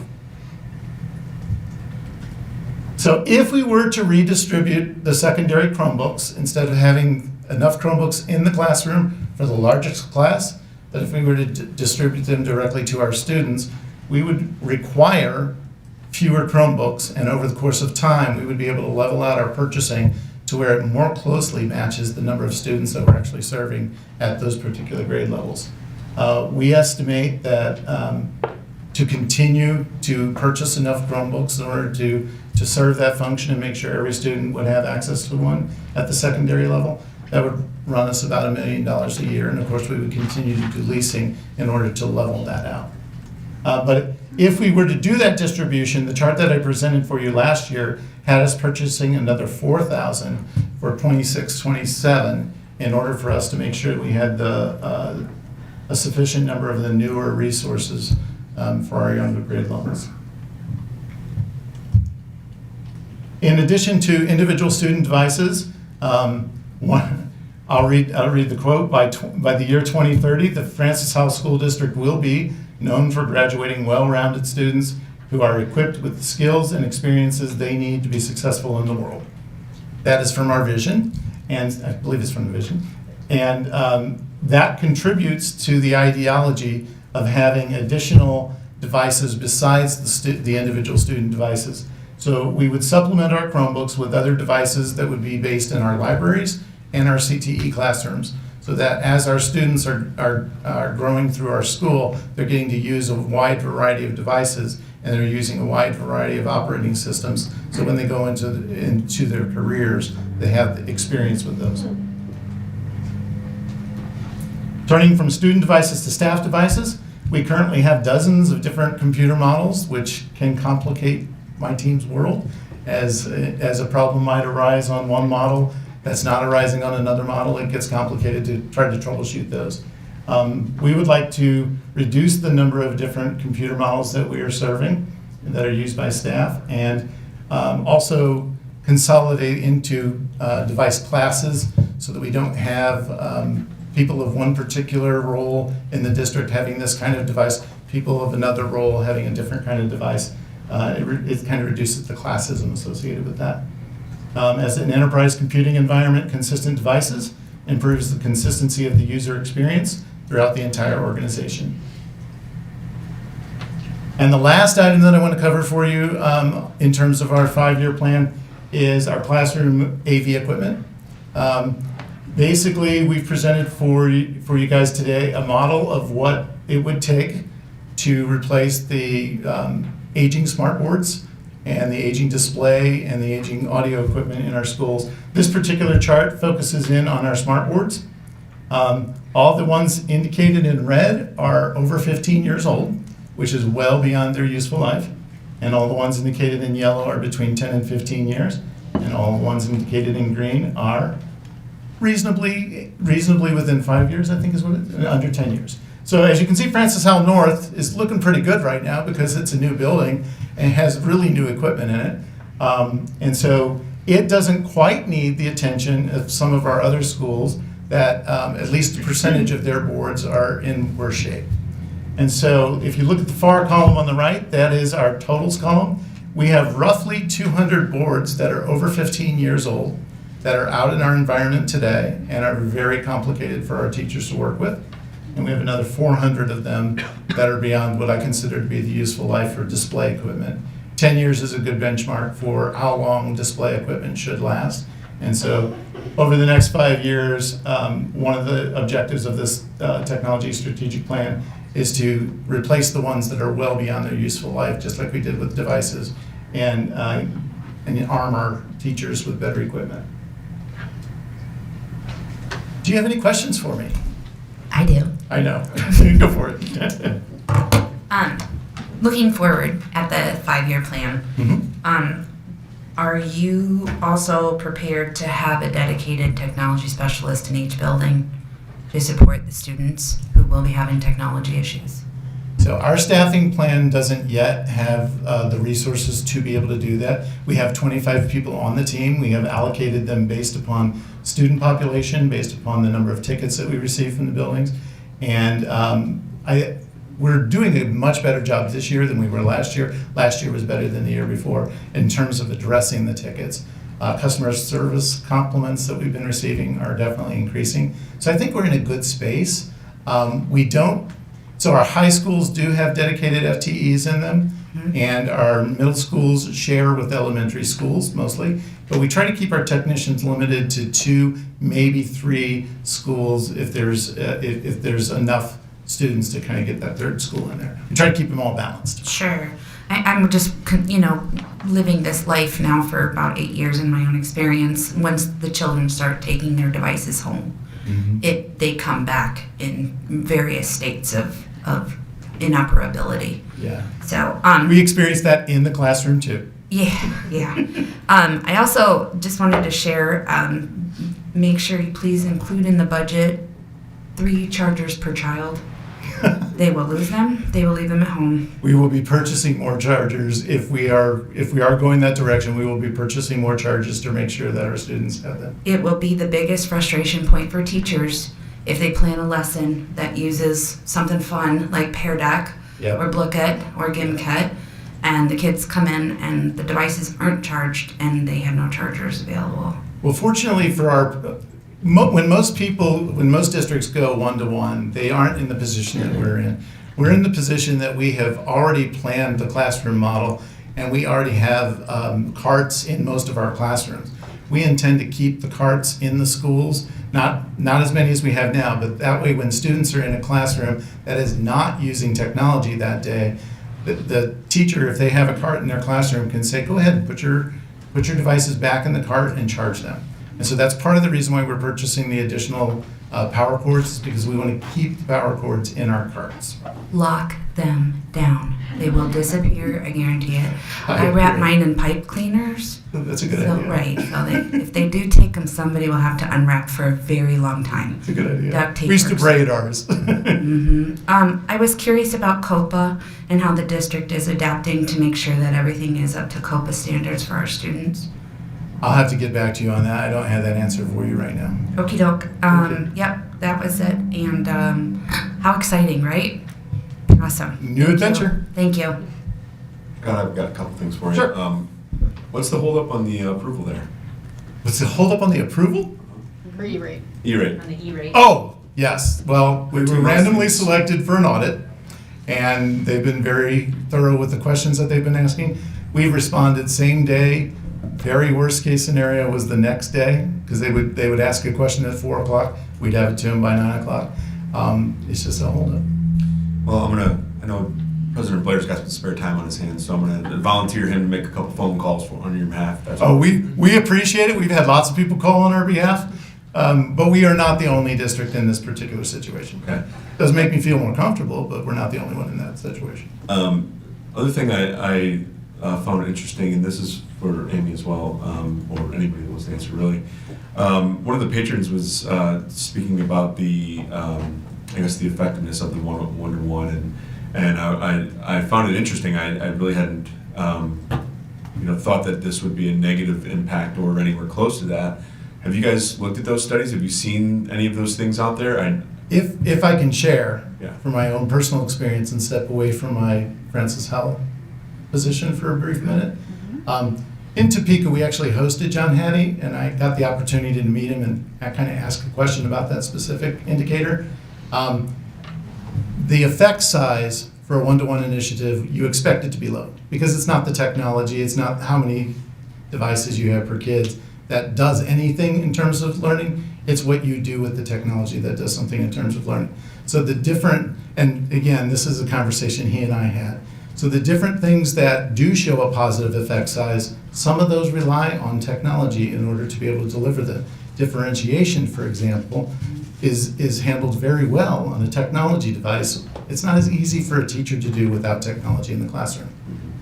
Yeah, it's weird to me in the professional world or it's actually concerning how many folks come to me and have no idea how to write an Excel formula or manipulate BI or anything like that. And it boggles my mind, which in my world, in my view, these types of things would be of great benefit.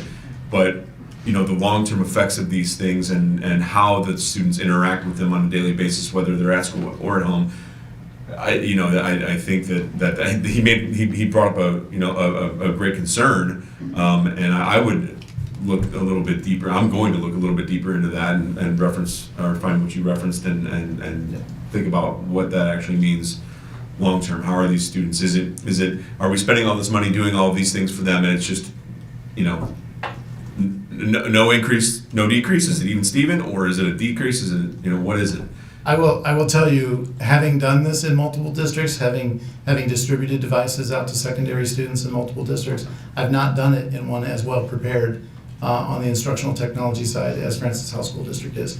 And that's not our team. I would love to say that it's our team. Bragging right now? Nope, that's not our team. That's the academic team. They've got phenomenal leaders doing that work, and they have instructional technology specialists in every building aiding in that work. And in all sincerity, they're already using the devices with technology. They're already using a learning management system. Those are things they usually have to work hard to get into a district. We're already doing the things it takes to be successful with technology. It's just a matter of where the technology is. Is it in the hands of the kids, or is it in a card in the classroom? Yeah, and that's what I liked about that, is that the math and the money work out in our favor by doing it that way. Yeah. It's just is the academic side of it. Are they benefiting long term from the academic side of it? That would be my only concern. Like I said, the patron brought up a good point, and it just kind of started my wheels turning. So no, I appreciate it. So Scott, I got a couple questions. Sure. Have we given any thought or planning for the blue glasses to protect these kids' eyes? I mean, is that figured into any of the costs yet? It is not. I was focused entirely on the technology and how it's being used. You should be. Exactly, that's my role, right? Yeah. How it's being used and maybe some other strategies could be taken up by the task force. Again, that's part of our commitment, is to make sure that we're getting together with academic leaders and aiding to make sure that student data is safe, making sure that we're using them in appropriate ways, and doing the right things with technology in order to advance the learning. Right. And so if that's an item that is observed and needs to be addressed, then that's something that task force could look at as well. Thank you. And just to clarify, the $1 million that you're talking about for the increase in technology, that's over 5 years? So the $1 million $1 million per a year. year for student devices is pretty consistent with what we're spending on student devices as we have been. Okay. Again, we're actually buying more student devices per classroom now than we really need. Because again, you could have a cart of 30 and only one class that's ever reaching 30, and the rest of those devices are sitting idle all day long. That's a one-time increase? No, it's every year. The $1 million is every year. That's about what we're spending now every year in that world. And then 2.3 million over 5 years? That is over the 5 years. That's for the infrastructure. Okay, okay. Thank you. Thank you. I do have one more thing, Scott. Sure. The other patron, it just got my wheels turning again. The other patron mentioned some of the issues with AI. Mm-hmm. Give me your thoughts on that. Wow. So again, this is addressing the technology resources, not necessarily the I know. instructional side of it. I know. However, that is one of the topics that I expect our task force to be addressing. I know that I've been working with April and Meredith, who are the instructional technology content leaders, and we have explored, what AI resources have been valuable at the teacher level. We haven't really talked a lot about at the student level yet. There are some technology resources that we do have some confidence in from a security standpoint. Like, for example, 2 Google options are part of our Google Apps for Education program, and so that's been very helpful. It only uses our data within our own environment.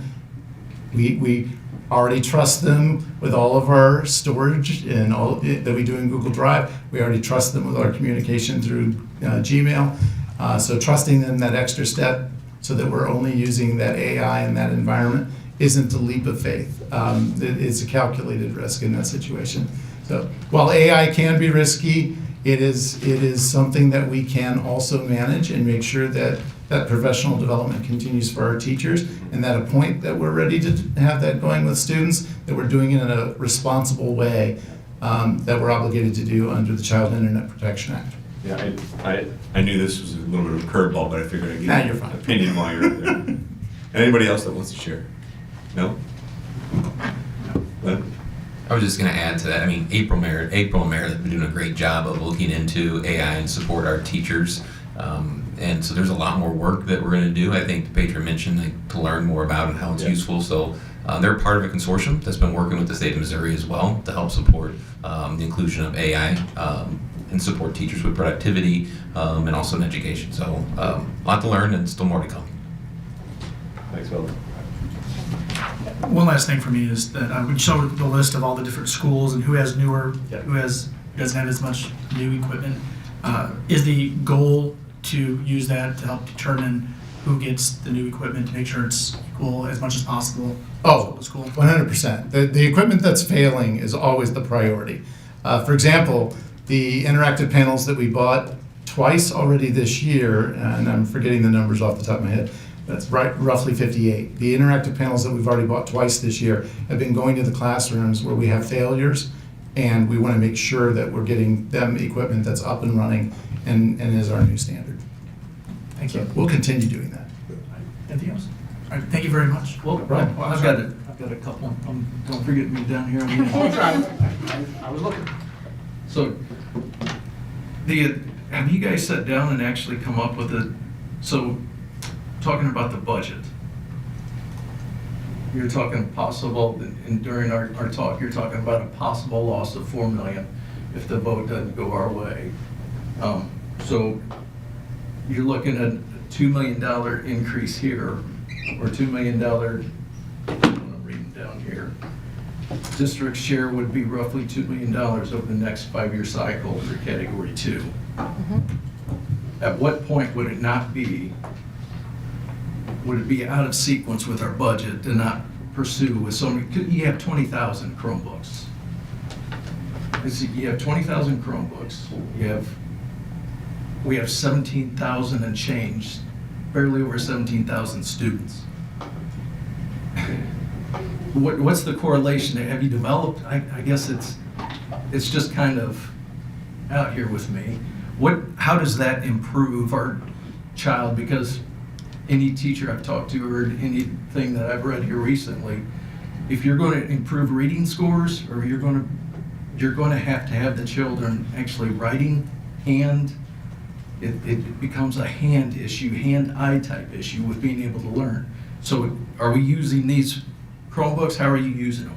Are you using them for strategic purposes in the classroom for reading, writing? And then what happens? You start down this path. We've got 20,000 Chromebooks. You have to keep all the infrastructure. How many of those are going to get broken? How many of those are going to get lost that you have to replace? And you've got a 5-year strategic plan that you got 4 years left. Yeah. What happens if you've invested into this and all of a sudden you're not seeing the return on your investment? That's a heck of an apple to eat, man, without getting the return on it. But I think Scott answered it a little bit ago, just with it's the instructional strategies that you use with the devices. Some instructional strategies lend to using a technology device like a Chromebook a little more than others, and so that's where you see the impact. And when you look at Hattie's work, the research that was being mentioned, it's the instructional strategies that are being paired with technology to benefit.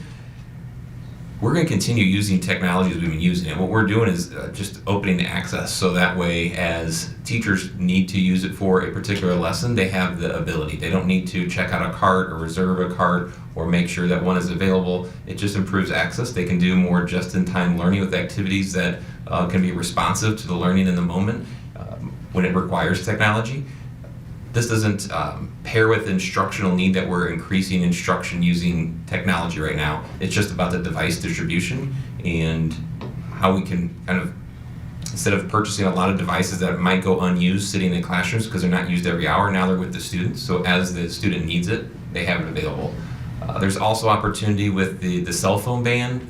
Schools have used QR codes to sign up for counselor visits or maybe sign up for different dances or trips or such. And so by having devices at their disposal, they'll be able to sign up for different things. They can have different links to register to help just with the process of things and how they're going right now too. So it lets them check their schedule, lets them check their courses or any work whenever they need it. So it just opens up access for students when they need to use the device as well. And if I could answer that question from another direction, we're looking at this year with 20,524 Chromebooks. But keep in mind, that is serving grade levels that are roughly 15,630, I think was the number in population of students. And so by shifting that and letting the student have the device with them, we're going to be bringing that number down over the course of the 5-year cycle. So when I say we're spending about $1 million a year, we're already spending that. So it's not an increase, and eventually it levels out as a decrease because, again, it's a much smaller quantity of devices at the secondary level. So what I just heard then is we are going to a 1-to-1 school district. If we issue the devices to students, as this plan is suggesting, that would level out our purchasing over time. Yes. It reduces it though, right? What was that? We're actually, like, we can say a 1-to-1, but we're actually more than 1-to-1 We're more than right now. 1-to-1 right now, yeah. Has there been any studies or is there any correlation to being 1-to-1 or having this many Chromebooks to improving scores in the classroom? Not absent the instructional strategies that are used with technology, no. So you're saying with incorporating Chromebooks They're with already instructional, the Chromebooks are already there, remember? right? Yeah, okay. Right. I get it, but you have to sustain them, and then you're going to be replacing, right? Doing that now, though. But we do that now. Right. It's I gonna. guess my question is, do you really need to sustain as many to replace what you currently have, or could you not phase down? It to will save you phase some down. cost? It's going to phase down to less than 20,000? Yes. Yes. Yeah, it's only, the reason why it has to be 20,000 right now is because of the quantity that are in classroom. Okay, so you're phasing down to a 1-to-1. Secondary. The secondary students. Not elementary. Not elementary. Not elementary, no. So That's the key. maybe this chart, I guess I'm not following this chart here then. Which one are we looking at? That one.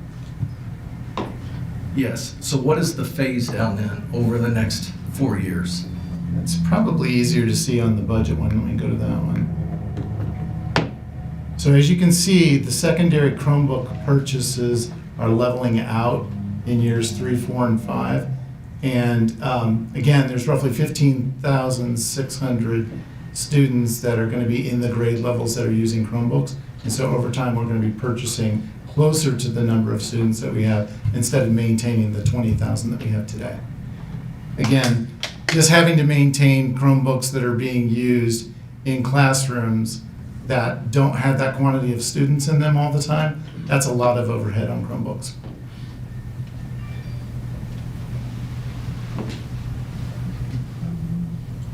What am I missing? I think you want data. I think you want to see that it somehow has some type of a return on investment with scoring. Yeah, because I'm still not seeing a complete drawdown. And see, I mean, my thought is, Or who's using it, right? do what? Like, or who's using it. Yeah, or who's using it. Might be good. Because that's the one thing, that was what we talked about last year during the meeting. And I still don't totally understand or heard you express what your total vision is as to how you're going to use the technology. I mean, it's still just hey, we're going to incorporate learning, or we're going to do this. It's still very vague. I would think if you're going to be spending $3 million over the course of time, you would have a concrete plan of what you're doing. This is what we're doing, this is the objective, and this is what we expect. So by the end of 2030, we're going to have 70% of kids being able to read at proficient or above, right? How does that happen using your technology? I don't know if you can do that math that way, because you're looking at the technology sphere, which is accessibility, right? So that gives us the ability to differentiate our lessons, which means we can help students who aren't necessarily getting that tier 1 whole group instruction. I can tell you how I use it, but what I can say to the point I think you're going with is, like, the district has an LMS, right? They use Canvas. Correct, right. Right, which is also something that most colleges are using. So, I mean, putting the assignments there and having them not just available during school time, but also at home, and then having that student come home and have access to all of their classroom materials as well. As long as the teachers are using that technology in that way, it provides us with accessibility, it provides us with consistency and continuity.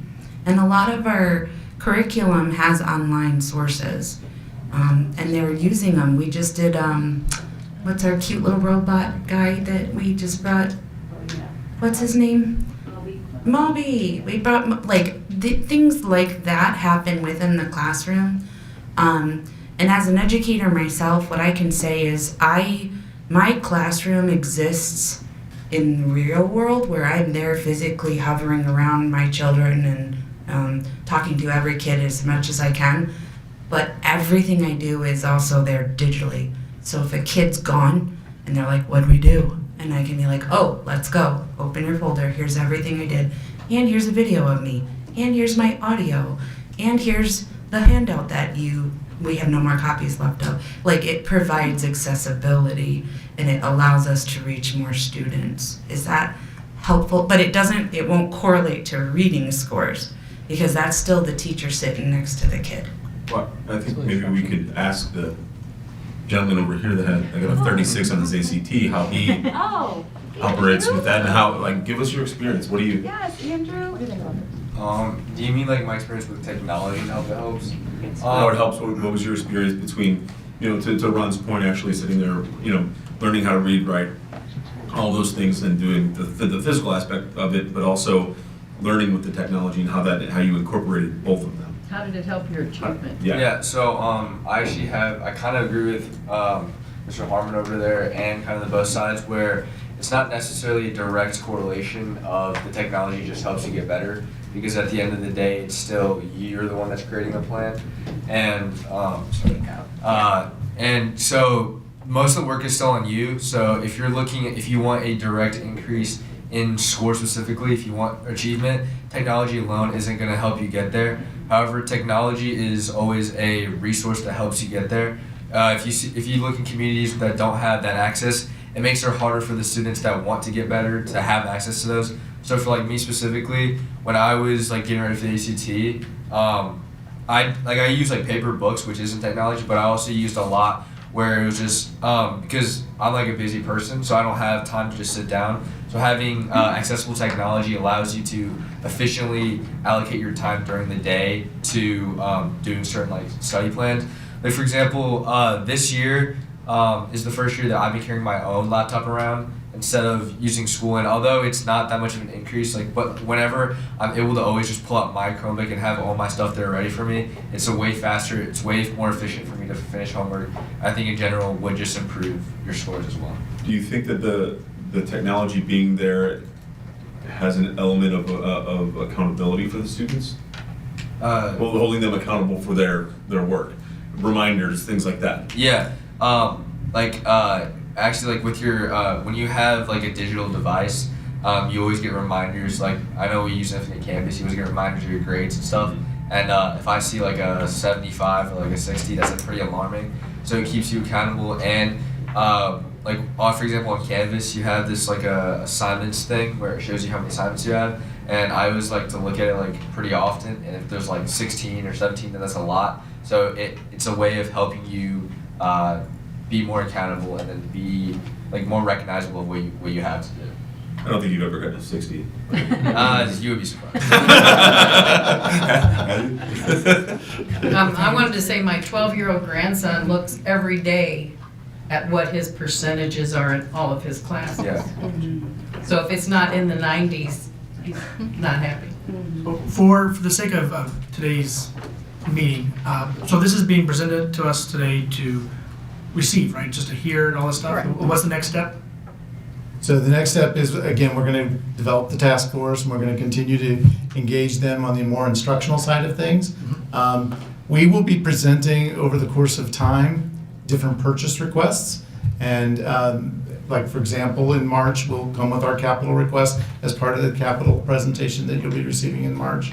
And so at this point, you're not approving any of those purchases. You're just approving a direction in the same way you do with the facilities master plan, or in the same way you do with other things. I appreciate that. So for the board, if you're comfortable, we have time to ask questions through email and seek more understanding beyond. And if you're comfortable with it, we can just move on to the next item, unless I hear any objections. I got a question about the iPads. Are we one-on-one iPads, or are we going? So we are not Same currently. thing? Not currently. There are some schools where there are enough iPads, for example, for every kindergartner. And some schools are using iPads at the first grade. And so part of this plan does allow for the kindergarten classrooms to have classroom sets of iPads for those points in instruction where it does make sense.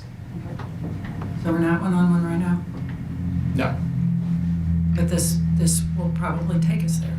It will, especially Okay. especially if we do the Chromebooks at the rest of, because again, we have 4 schools where they're using iPads at first grade, and if we're using Chromebooks in those 4 schools, that'll allow more for the kindergartners.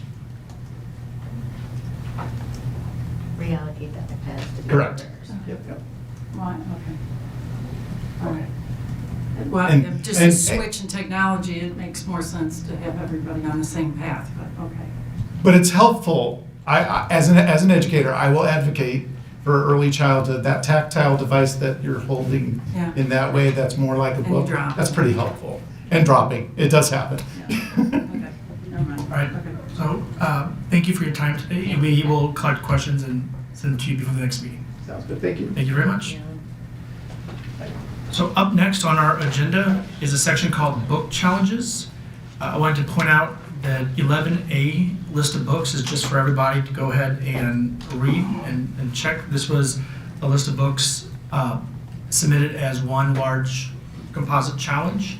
Last month, we had a conversation regarding how do we handle a large list of books challenged at the exact same time. What we decided to do as a board was just to give administration guidance, let them and library media specialist go through the books and see, are there any books that we would agree and say we don't need them in our library for one reason or another. For some, it may have something to do with the content. For some, it has something to do with how popular they are, since we have limited space on shelves.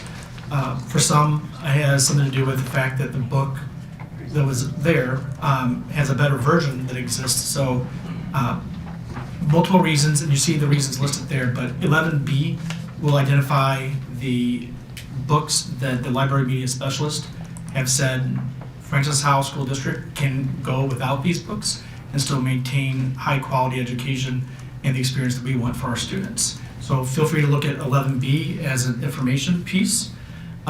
This brings us to 11C. There's a list of remaining books for board action, and we're going to have that conversation now. So board, I have a motion to retain the books listed underneath 11C without restriction. No discussion. No discussion. Well, it's the first and second discussion. So motion by Treasurer Owens, second by Vice President Greider. And so now we have a conversation about the books on 11C and the motion in front of us. Yeah, I've noticed that the books, a couple of the books that I've read from that everybody didn't want to listen to are on this list to be retained. And one of them, The Bluest Eye. After informational review by LMS, this book meets district selection criteria, text sports district curriculum, really, and meets district collection development guidelines. According to professional views, the book is age appropriate for high school. We recommend that this title be retained. I don't know what part that makes this now retainable, because that book, under the statutes in Missouri and what is our policy currently, qualifies as profanity. So I can't understand why all these books are put on one list here, or just approve it when you know that these books are profane, they have aberrant sexual behavior in them, and why they should remain in our libraries. I don't understand why this board, or why, okay, I'm not going to tell you what the board to do. I don't know why we would, as a group, want to keep that after everything that has been done. Now, your answer is, okay, we're going to keep them. I don't go along with it. I don't think it's fair to the kids. I don't think it's fair to the parents that are Christian and don't want this profanity in front of their children. I think we're doing a disservice to many of the parents and kids in this district. Thank you for sharing your thoughts. Can't the parents opt out? Other board. Is that right? Every parent can opt out of these books, Right.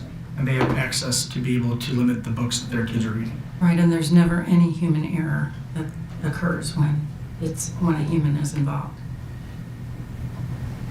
I believe, didn't I read like the scenario and how this all goes to how a parent gets access to what the kid's checking out? And can you explain that, or we've all read it? Yeah, I'll actually let Mr. Hancock, he's become a formal expert in this process, so over the last couple of months, I'm going to let him kind of talk through that with you, Director Owens. They can sign up. It takes about 2 weeks for the list to generate, but it sends a daily list of books that are checked out. We also have a process in place that families can talk to the LMS at their school, and if there are any particular titles or authors they don't want their child to check out, they can specifically put that restriction in on their account as well. So it's fairly easy to do. So one parent is not determining what everybody else can read, just his own child. They have options to be able to monitor what their children are checking out, yes. At the same time, the state statutes say that children shouldn't be reading these books, so it's not just one parent, it's state statute. I want to call out, that is your opinion of the reading of the state statute. No, the state statute's really clear, but okay. Glenn, can parents opt out for a particular subject matter? You know, they don't want their children reading anything about whatever. Insert drugs. Yeah, go ahead. Yeah, that gets a little more difficult, just for the keyword searches and inside of the books it might not appear. There might be a reference to something that might seem Slang objectionable. term or something along those lines. So there would be not a way to guarantee that. Titles and authors, I could check with our lead librarian to see if there's a way for genres. I believe that there were talk about possibly ability in that, but I'll have to double check. Why can't a book that's challenged to be put in a special section so that it's not available to all kids and tagged as it's checked out that this book has been challenged? Why do we have to leave all of these books together to allow equal access to every child when we know that parents that pay taxes don't want their kids exposed to it? Not all parents feel Not all parents who pay taxes agree with that. I know, but I'm saying the ones that do, they all pay taxes. Right. And they're being overlooked right now because their children are able to check out books because there is human error. Their children are able to check out books that they may not know about, and these kids may be exposed to something that their parents don't want them to. Everybody pays taxes. Well, just because There it's needs- challenged doesn't mean it's valid. I've seen where they've challenged To Kill a Mockingbird. I mean, just because someone challenged it doesn't mean it's a bad book. Yeah, but a lot of these on this list right here are, because There's- I've read from them. There's a book that was challenged recently, and the board unanimously chose to keep it. The fact that one person challenges it does not supersede other parents' and what parents. Okay, how about books that contain sexual references, drug use, aberrant sexual behavior, rape, incest, all that?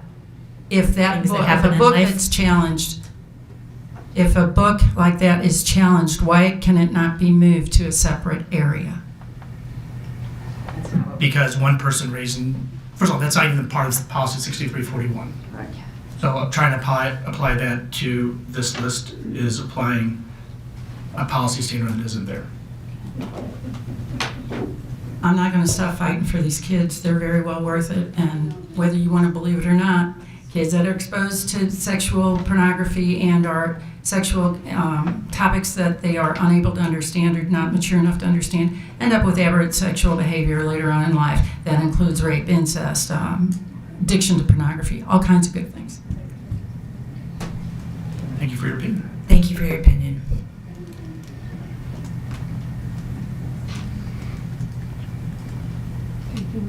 Any other thoughts along? Any other discussion? Okay, before us, we have a list of 17 books that have been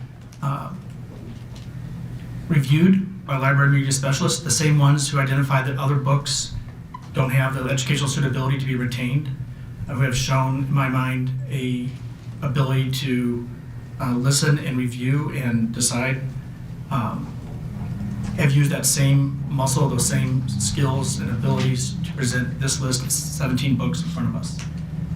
So there's no other discussion.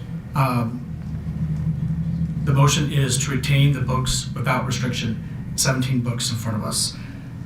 We'll go ahead and do a roll call vote. The restriction is high school, right? Yes.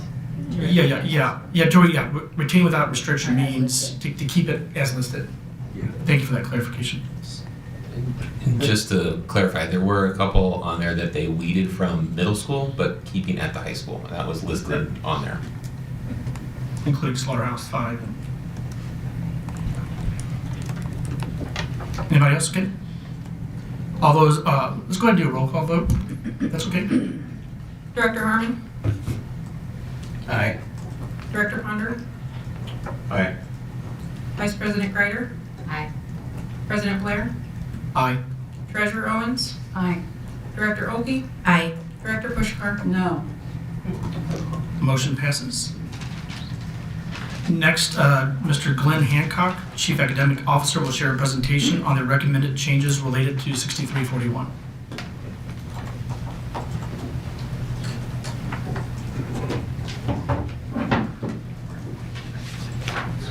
All right, so this evening just wanted to take, I'll turn this guy on. This evening, give just an overview of our Learning Commons, just a few pointers on the abilities that our Learning Commons has to help support families, some of the things we've touched on already, but then also as we've been working through the challenge process that we just talked through, work through a few updates to help honor the current process that we're working through right now and what we currently have, with also addressing some of the challenges that are coming up with our process right now. Our Learning Commons provides a physical and digital space for students to collaborate, inquire, imagine, and create, all while expanding and deepening their education and love for reading.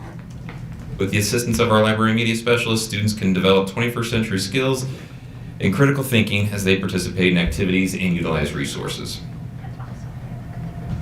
As we mentioned already, For supporting families, there are options out there. One way our Library Commons supports families with knowing what's in our collection is there's a Destiny Discover that allows us to search and look what is available.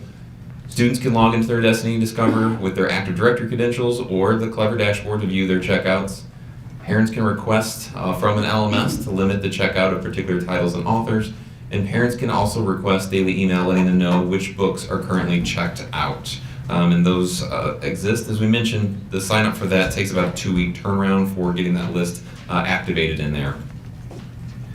When books are added to our Learning Commons, the selection criteria we use that are also within our current 6310 policy and regulation include alignment to the approved curricula, intended age level and comprehensibility, potential user appeal, quality and durability, authoritativeness, and price are all considered when selecting books and adding them to our Learning Commons. Within our Learning Commons, we have books arranged in different ways to support and accommodate our readers.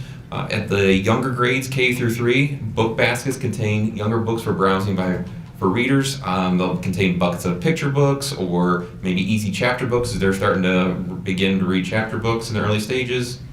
At our in the 3 through 5, so in the same library space, same Learning Commons, books are organized with the spines out, much as maybe we're familiar with seeing those books ordered or arranged, so that way they're able to select the books they would like to read.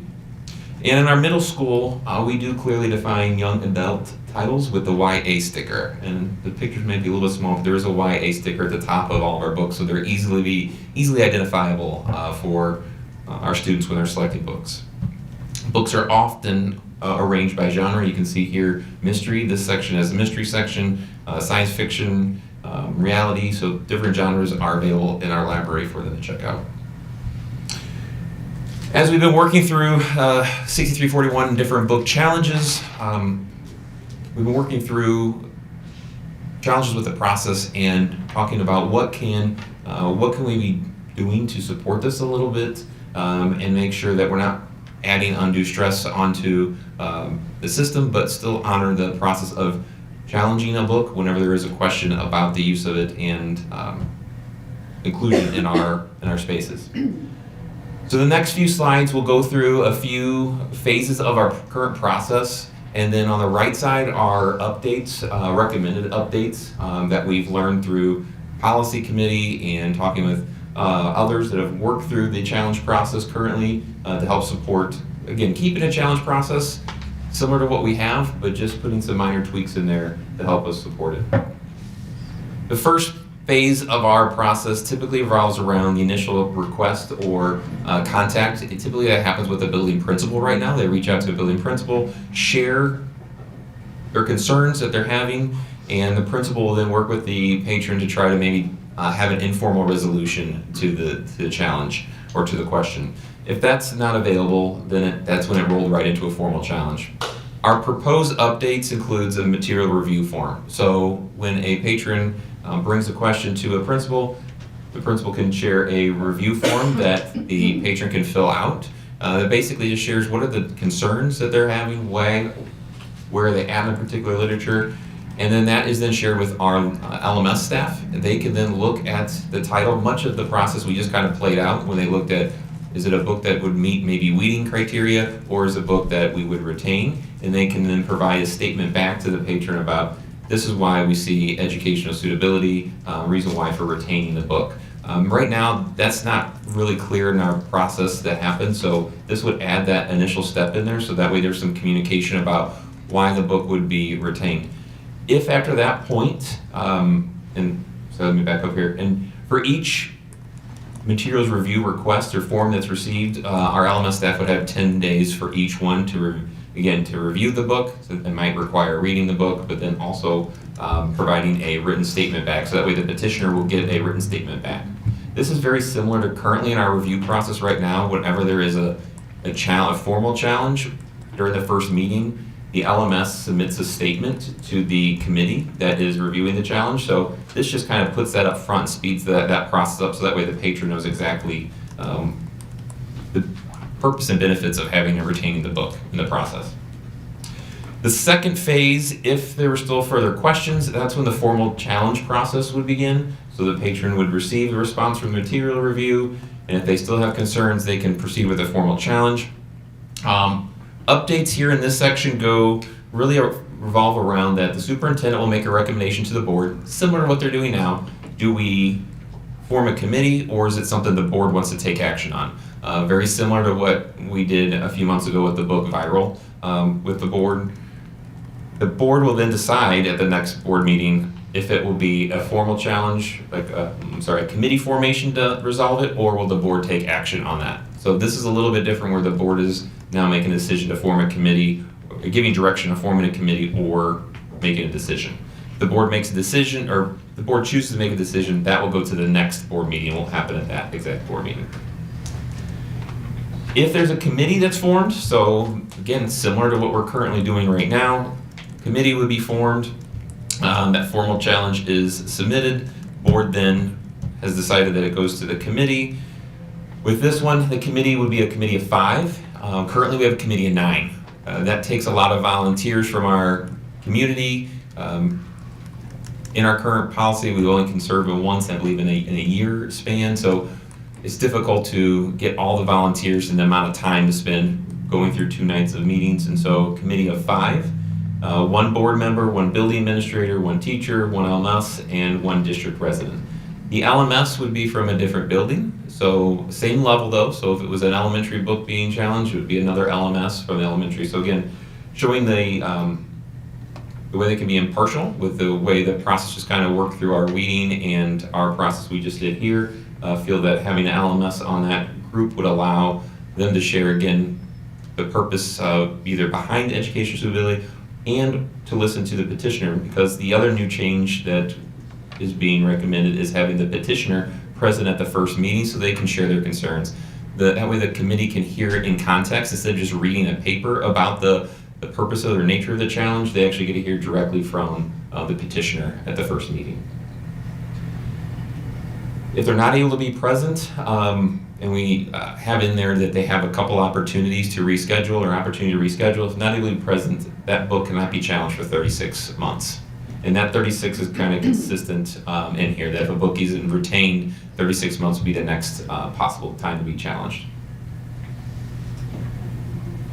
Adding on to this, a decision will be back to the petitioner within 45 days from the formation of the committee. No more than 5 challenges can occur across the district at one time. So, for example, we just had 38 challenges come in. This would limit it to 5 concurrent ones going at a time, and no more than 1 at a building. Once one fell off and was completed, another one would then start within 10 days. And so we would continue to work through the challenges as they came. It just allows us an opportunity to, again, still honor the process, but work through it in a timeline that works for all the patrons of the community that are partaking in the process in the school buildings as well. And the board can alter the process in the interest of efficiency at any time. So very similar to what we did with this process, we kind of altered with the 38 what we did here. This just puts it more formal terms that you have the ability to alter. Challenges beyond 5 will enter the queue, which I mentioned time ago. And then once a decision has been made on that formal, it will be communicated to petitioner in the buildings, and the district websites will be updated with the information regarding the formal challenge. That's what's been going on now. The proposed updates, again, it can't be challenged for another 36 months. It will be posted on our sites once the appeals window closed. And then big change on this one on the 3rd bullet here, lists updated with results from the informal and formal process. So let's say that in the informal process that again, back to the very beginning, a patron shares a concern with the book. The LMS says, yeah, you know what, we don't have a lot of interest in this right now. This would be one that would be weeded. We would also list that on the website. Currently, that is not listed as part of the 6341. And then books purchased for challenge process are retained and may be distributed to Learning Commons. So currently right now, for several of our committees, we've had to purchase books. For those books, we are then surplusing them. And so they're not going back into the schools, even though they've been voted to retain. So for example, Viral, we had to purchase a few books. Those will be surplused and not added back to our current. This changes that, and so if a book is retained and we do have to purchase some, those go back into the schools if the book's retained. The committee members from 9 to 5 also minimizes the number of resources that are having to purchase we do have to, again, sometimes these books, there's not 5 in a collection, there might be 1 or 2 copies in the entire district, so we're having to purchase multiple copies for processing and challenge. So those cover the updates, and again, this slide just is the reminder we have for families, and then also we put the website there at the bottom, so in terms of their families out there that want to sign up, that link will get you to the website so you can sign up for any of our lists and get more information about support with our Learning Commons and materials. Thank you. Any questions or comments? I have some comments. Let me go through some of the changes as I have noticed them, and I don't believe that this change in these 6341 is a step in the right direction. Here's a recap of the changes. There were 10 days added to the time the principal has to send the challenge form to the challenger. 10 days were added to the time allotted for the committee to be formed and the time the committee meets. 15 days were added for the review committee to create a written report to the board. An extra 15 days were added for the board to approve the review committee report. A book can now only be challenged every 3 years as opposed to every 2 years. Then there's, of course, the intimidation of sitting before a review committee. I understand if you're going to complain about a book, it might be helpful to have them there, but I think it should be the patron can, or the challenger can be there, not must be. All things considered, the maximum process of this review committee goes from 11 weeks to 21 weeks. That's almost a school year. It now takes only 3 people to keep a book in the library since the committee was changed to include only 5 people. One of the persons on the review committee is now a librarian. Could be the same person who put that book into another high school, so their likelihood of voting against it is much more slim. You also took away the 2 taxpayers that used to be on the committees. The people that are buying these books have no say. The librarian takes over their say. I just think it's a real shame that this district thinks that by elongating the process, making it easier to retain an unacceptable or pornographic book. I will remind you that the good voters of this district are watching, and I'm sure that the majority of voters out there do not like what they see. It really is time to protect our children from pornography and inappropriate books. Thank you for your comments. Was there anything that she shared regarding the timeline that was inaccurate, or was that inaccurate? I'd have to go back and, I don't believe it would be 21 weeks, but I have to go back and look through. It can be. And go down and look through that because it was 45 days once the committee's formed. The other aspect of this is that after the recommendation from the superintendent, it comes to the board for the decision on what to do next in there. And so that is a different thing that was in there from before. But I believe it actually could speed up the process in some cases because there is a more clearly defined informal resolution process than what we've had in prior. I mean, with all due respect, I just told you where all the increases in time are. I sat down and figured this out. You can go back and check my numbers, but these are accurate numbers. It's 11 weeks to 21 weeks. Yes. I was wondering on the form that the patron fills out to challenge a book, the review form. Mm-hmm. I was hoping on that form it would include the person challenging would attest that they have read the entire book. I don't believe we added that in. I have to look at the language if that was in the regulation that was recommended. I don't think they should be challenging a book if they haven't read it all. Thank you for your opinion. You're welcome. Without going back through, I do think there is a piece in the regulation where we ask the petitioner to confirm that they've read the book. Okay. Thank you. As far as some of the other changes, and I appreciate highlighting differences between the version that's been there since August of '24 and what we're talking about today. One of which, it sounds like there's a different step that allows the taxpayer-related board to make a decision earlier on in the process than before. Is that accurate? Yes, so it's just clearly very similar again to what we just did with our process here with the weeding part. It just clearly articulates that availability of doing that process earlier on, and so that way patrons have more options. Right. So in fairness, what Director Pushkar is saying that there's less taxpayers included in the review committee, moving from 9 to 5 in total.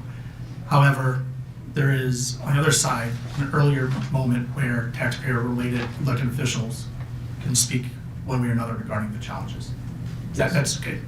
The second thing is, one of the other changes is 1 challenge per building at a time. Was there a building this year that had more than 1 challenge they're facing at a time?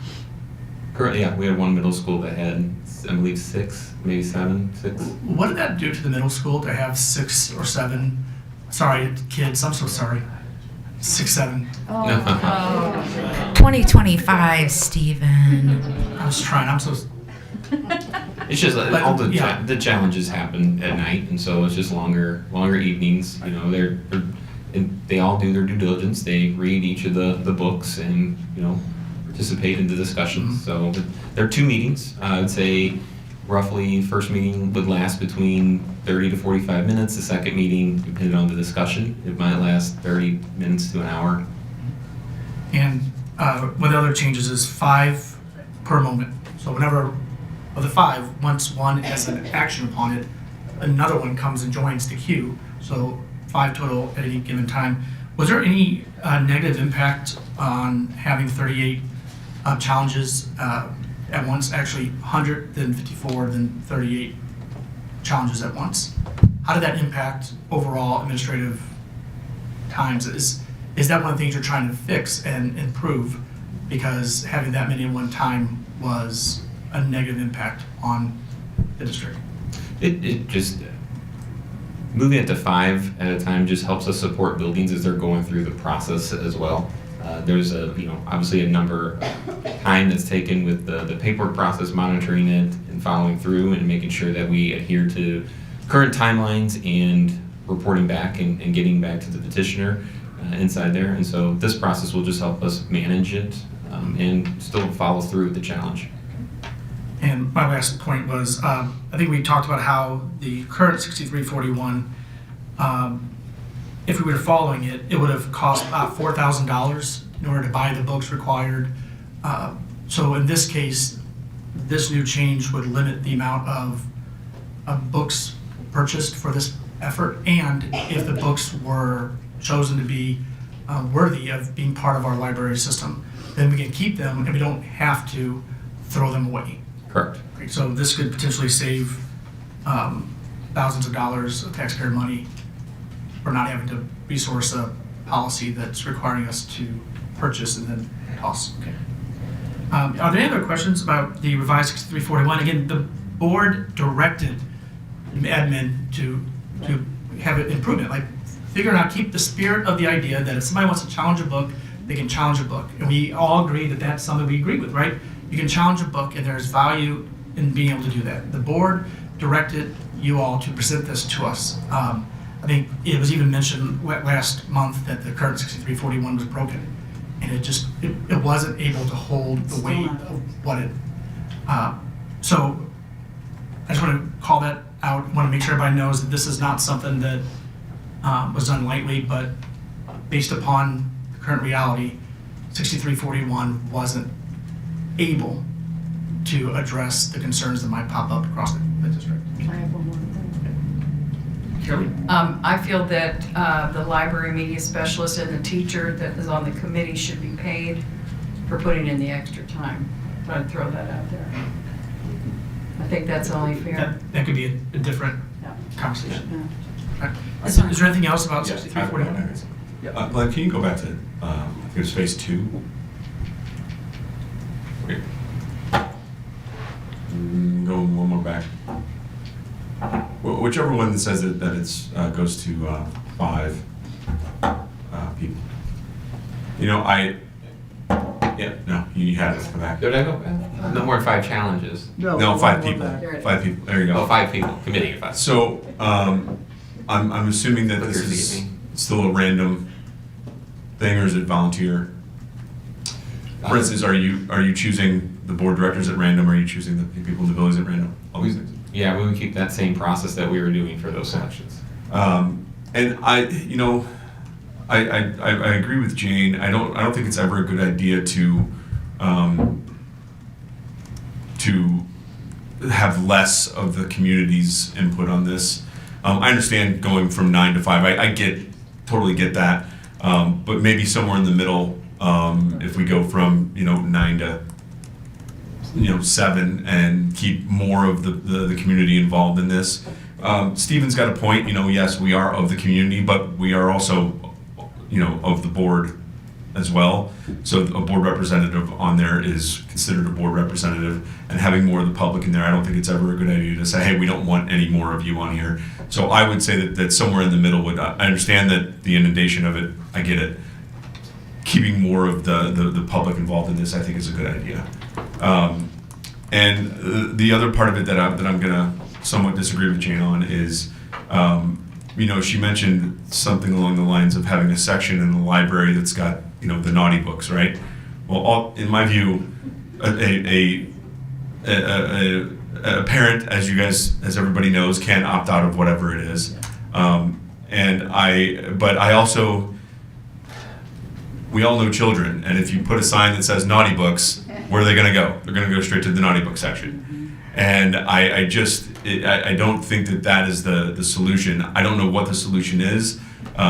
I do think that it has to involve parents, as we are all saying, but how and why, and maybe a little bit more of it's going to make your job harder, but in a more in-depth way of allowing parents to say, look, yes, I don't like this author, or I don't like this, book in particular, or these sets of books with this subject, but maybe the subject matter somehow, some way, maybe do a little bit more of a dive. If a parent doesn't like whatever subject it is, that's going to be hard on you guys. But I don't think that. I think as a parent, thinking that I have covered everything that may present itself to my kids, I'm going to miss something, and that's where we are going to rely on you guys to catch it. Because I've been a victim of it. My daughter brought home a book that we didn't approve of, and it was highly inappropriate, and we caught it. We caught it with the help of a teacher. We caught it with the help of an LMS, but at the end of the day, it still got home to us. We were able to grab the book, open it up, verify what everybody was saying was bad in it, and somehow the system got broken. I don't know how it happened, but I think if I went through some of the things that were in that book, I'm not going to do that here, but everybody here would definitely say that is none of the subject matter in the book that we brought home, or that my daughter brought home, should be allowed to be in the hands of a 7-year-old. So that brings me to another point that I wanted to make, is the age appropriateness of these things, and that's all defined, and that's great. So I do agree with the age appropriateness of it, but I think that some of the time, who is determining the age appropriateness of this is not the people of the district. It's not even the administration. It's the people that are publishing the books. It's the people that are giving the awards of the books. It's saying this book is appropriate for 8 to 12, when really in my case, it was a 7-year-old that brought it home. There's no way that anything should be with that subject matter should be in the hands of an 8, 9, or 10-year-old, even, in my opinion. So there are some gaps in this. I don't know how to solve that particular issue. That's your job. That's why you're sitting up here. But I don't envy your position up there. I think you've got a lot of hard work to do. But some of the things that you can probably understand are concerning, especially when it's coming to the general public, and you're saying, you know what, we don't want as much of your input, general public.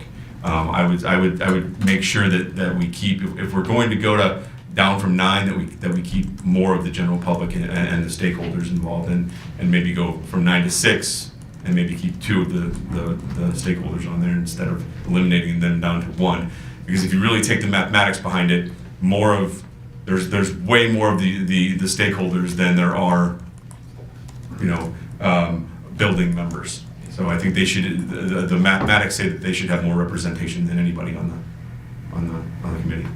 I just want to clarify, Glenn, talking about the time elongated, when I refer to those numbers, it's calendar days. It's not it's working days, not just other days. And then it might help you to know that when something has to be taken back to the board, that can add 3 to 4 weeks, and that's part of the 10 weeks or so that. Yeah, were you counting the appeal process as part of that also? One other thing, you could, a parent could say, I don't want my child reading any young adult books. Maybe you can have that option on there too. I think that would cover everything then. Yeah, and that does exist. They're all young adult. Yeah, They're all. but yes, that option does exist. That Just say my kid can't read any books at school. Mr. Blair, I did want to clarify, Director Owens had asked a question about whether there was a requirement that the individual have read the book. On number 3, there is a passage that talks about the formal challenge form must be properly completed. That was one of the criteria we were going to have on the form. It's not specifically spelled out on number 3. A patron could sign that they read the book and really didn't read the book, but that was the intent of having it on the form. The description of the form itself is not articulated. I mean, we don't say that the form will have the title, the number of pages, the publisher, we would create a form like we have currently with that edition. Thanks for that clarification. Are there any more comments? Yeah, can I? Yeah, absolutely. Yes. So, I also don't like the LMS being part of the board. It just seems kind of contradictory to have me as the one that put it on to approve the book, to then come back in to then review the challenge of the book. Oh yeah, I still think it's a good book.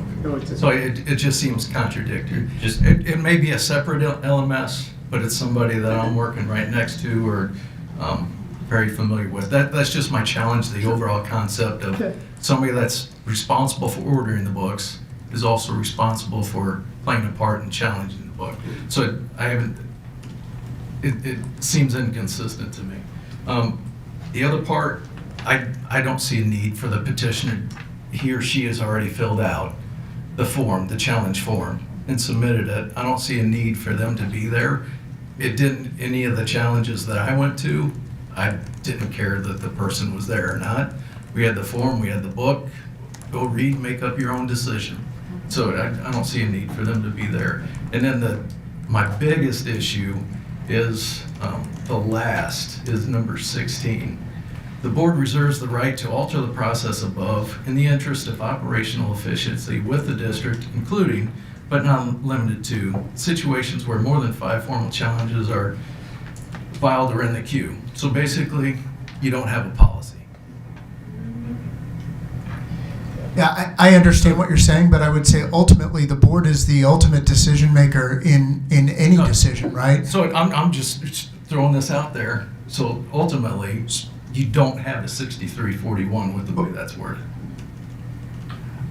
I think just as if the current 6341, when we learned that the system couldn't hold the weight of those many challenges, it was presented to the board, and the board had the flexibility to make a change, like a case of emergency, break glass. Maybe that language could be stronger to be like in case of emergency or whatever the case is. But that's my understanding is that it's the board may choose every time we have a challenge book to be the one that makes the decision right from the very beginning. I'm just, I get what you're saying. I hear what you're saying. But basically 16 says you don't have a policy. The board reserves the right to alter the process anytime. The board has the right to change the policy at any time as well. Does that make sense? So I understand what you're saying.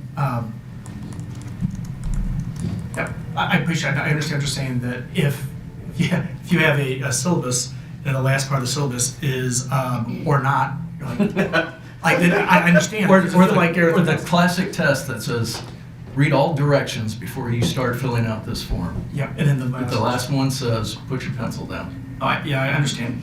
So I understand the point you're sharing. So Anything else that wants to be shared? So the motion is to approve 6341. Thank you. The motion is to approve 6341, Regulation 6341 as presented. It already has a first and a second. Let's go ahead. Well, that's how we started the conversation. Oh, but that was it. Just Sorry, no, we introduced. Oh, that was for something else, okay. All right, so first, do we have a first? Treasurer Owens, second by Vice President Greider. All those in favor, do you want to do roll call? Yeah. Let's do a roll call. President Blair, motion to modify.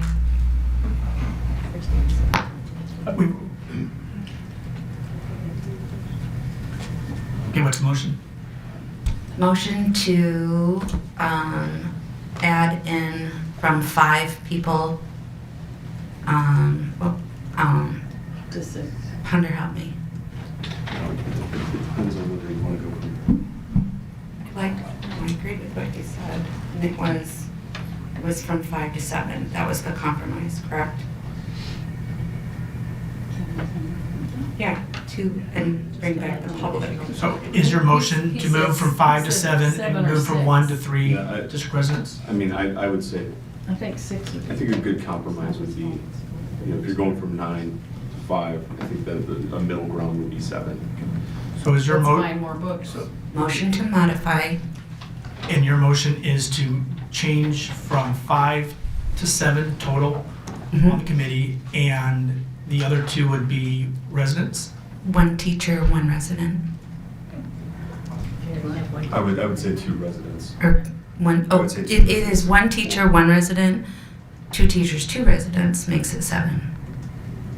There are no residents on there right now. Oh, there are no residents on there right now? There's 1. Can we call that up, please? That slide? Yeah, there's 1 resident right now. There is 1 resident right now. One stakeholder. Yeah. Oh.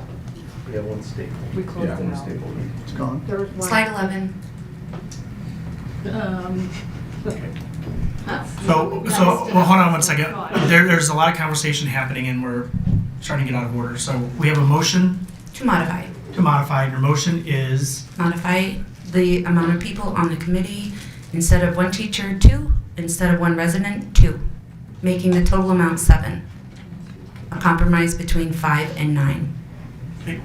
so the motion is before us to change the people who are part of the review committee from 5 total to 7 total, and the 2 additional people would be an 1. additional teacher and an additional resident. Correct. So that is the motion that is in front of us. Is there a second? Second. It has been seconded. Is there any conversation on, that is now the main motion in front of us. Is there any conversation about this change? I think it still makes it unwieldy. I think that's too many people and purchasing too many books. It's just, it's 2 more bucks. Well, I think 6 would Any- be we're more not- like it. We're not having to purchase books, right? There's, I mean, we. Yes, in many In some cases cases, we are. in some cases you will have to. Yeah, in some cases, but it's not across the board, so I don't think that's. Okay. Any other comments about the amended motion that's in front of us? Well, if you do that, you're gonna have to amend 6 then, to update that from 5 to 7. If the district does not own 5 copies. Gotcha. Right. Correct.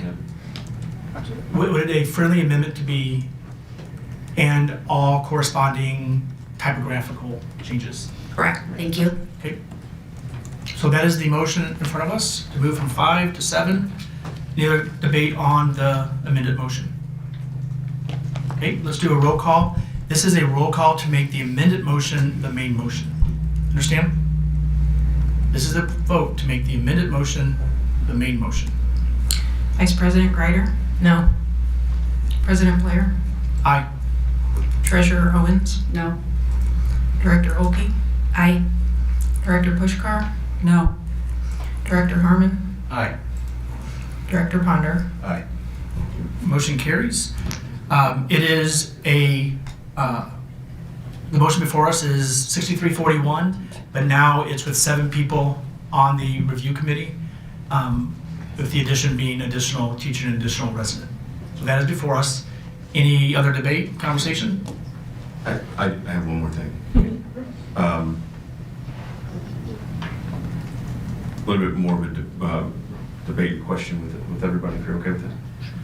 So, again, I lost my notes, my computer died, so bear with me here.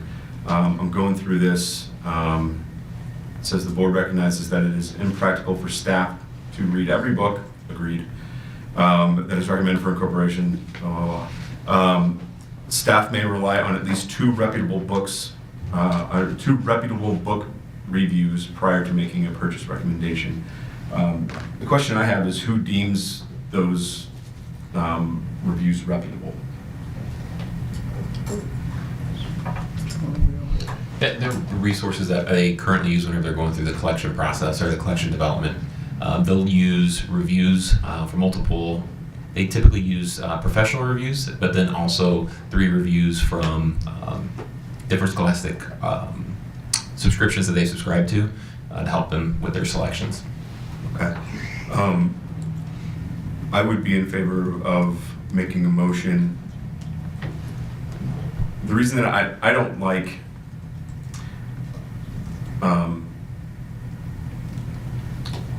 room for interpretation on that.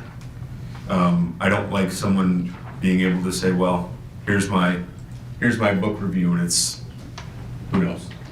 So I would say that, Glenn or whoever decides that I would say that we would have to have that the book reviews would have to be approved review. It can't just be anybody.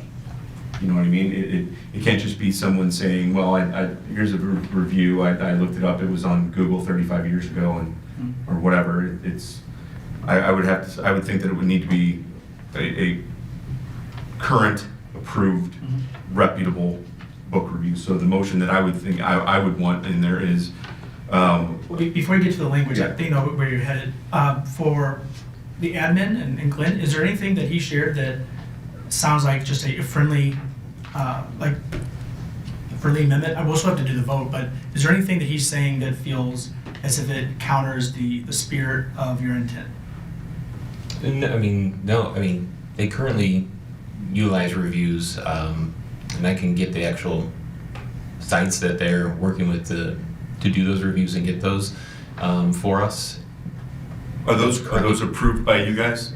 Yeah. Like yes. they can't just go anywhere and find a review from somewhere that they've just made up. Correct. Right? They can't have their cousin do a review on a book and then bring it in. Yeah, correct.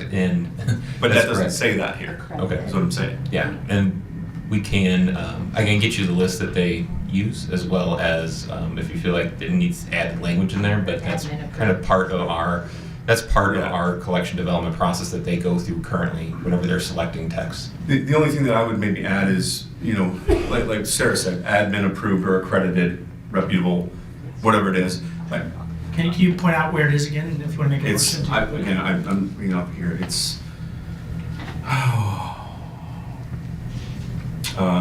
above classroom libraries, that paragraph.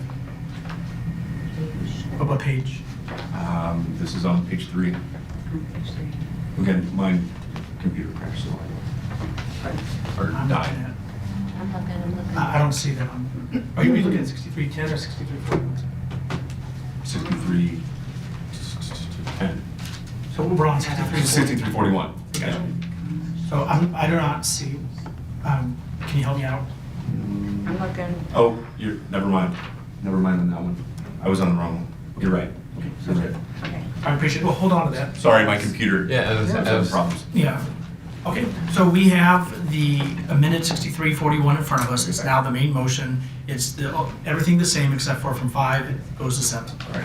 That's in front of us. Any other comments? Let's go to a vote. Let's do a roll call vote. Do you want me to read the amended? Motion. Yes, please. Okay, so you would do board, I have a motion to approve Regulation 6341 as amended. Board, I have a motion to approve Regulation 6341 as amended. And we already have a first and second, so now we'll just do roll call vote, okay? And thank you for that correction.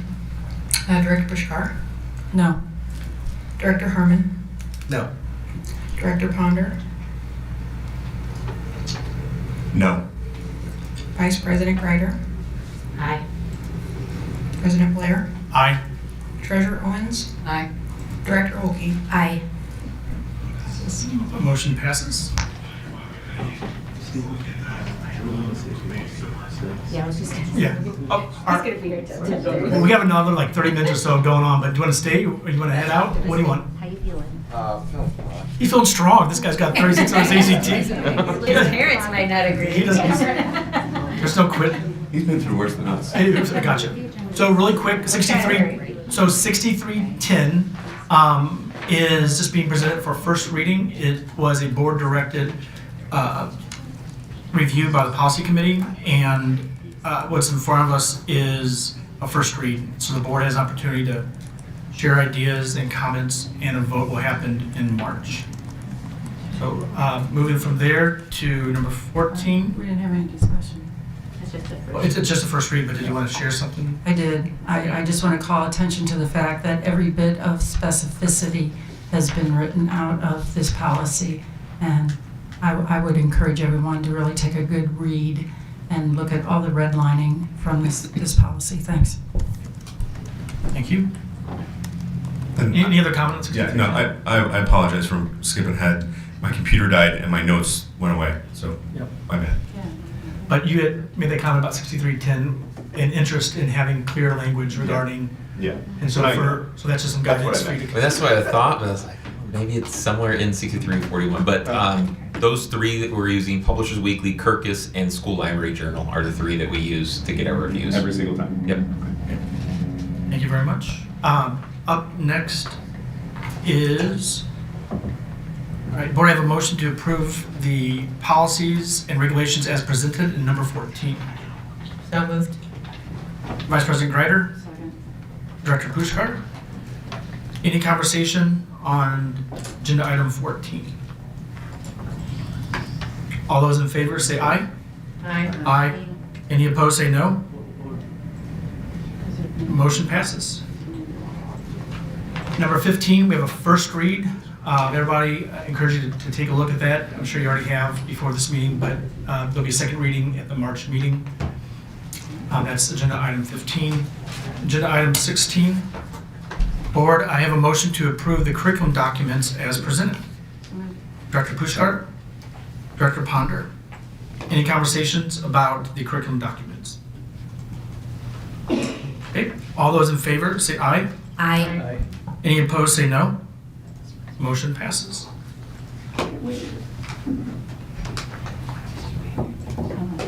Okay, so that last part kind of went fast, didn't it? So right now we have superintendent comments from Mr. Delaney. Thank you, President Blair. I'll start my remarks tonight with two celebrations. First, I want to congratulate the Barnwell Middle School Mighty Miners robotics team, who recently won the state championship and received an invitation to participate in the first LEGO League World Championship event in Houston, Texas this April. What an awesome opportunity for those students to represent Barnwell Middle. I also want to congratulate the Francis Howell High School Golden Girls dance team, who earned a national championship in the hip hop category earlier this month. Both of those teams will be invited to future board meetings to be recognized, and what an amazing feat. It's amazing when we say state champ, but to say national champ is pretty impressive. Next, I'd like to thank Mr. Hancock and his team for working diligently since the last board meeting to bring forward some workable solutions. He, alongside our LMS and members of the academic team, has spent a great deal of time trying to honor the spirit and intention of the current process. I'd also like to express my appreciation for Dr. Scott Gowan and his thoughtful work around district-wide technology needs, Rethinking how we are distributing devices to secondary students allows us to be more efficient with our financial resources and also ensure that students at the middle and high school level have access to instructional technology both at school and at home when they need it. I will remind everyone that February is Black History Month, and our students are learning about the contributions and achievements of Black Americans throughout our history. We will be highlighting some of the more visual activities on district social media channels later and throughout this month. We honored our amazing school counselors during National School Counseling Week, February 2nd through the 6th, and our dedicated SROs on National School Resource Officer Day on February 15th. A school district is only as good as the people, and we have some of the very best. I'll also share that implementation, as Dr. St. John pointed out earlier, of the Raptor Visitor Management System is going well. It's up and running at about half of our schools already, with additional schools coming online in the next few weeks. Families, thank you for your patience as we adjust to our new security procedures to make all of us a bit safer. Next week, several of our schools will host a small group of visiting educators from Japan. These visitors are members of TOS, Teachers Organization of Skill Sharing, Japan's largest private educational research organization. They are visiting several schools within our district as a part of a professional development program focused on observing and learning more about educational best practices in the United States. This is a wonderful opportunity for our district to engage in a global exchange of ideas. The visiting educators are eager to see our classrooms in action and learn from our talented teachers and our talented students. I would like to remind everyone that the academic team is seeking community input to help shape the district's portrait of a graduate, a clear, shared vision of the knowledge, skills, and dispositions every student should have when they leave our schools. This work is connected with Pillar 1 of our strategic plan and goes well beyond academics. It reflects what our community values most for student success in college, career, and life. A survey was emailed to all families and residents earlier this month and will remain open through February 27th. We hope for broad-based community support in this. I'll end my commitments tonight by reminding the community of several upcoming events.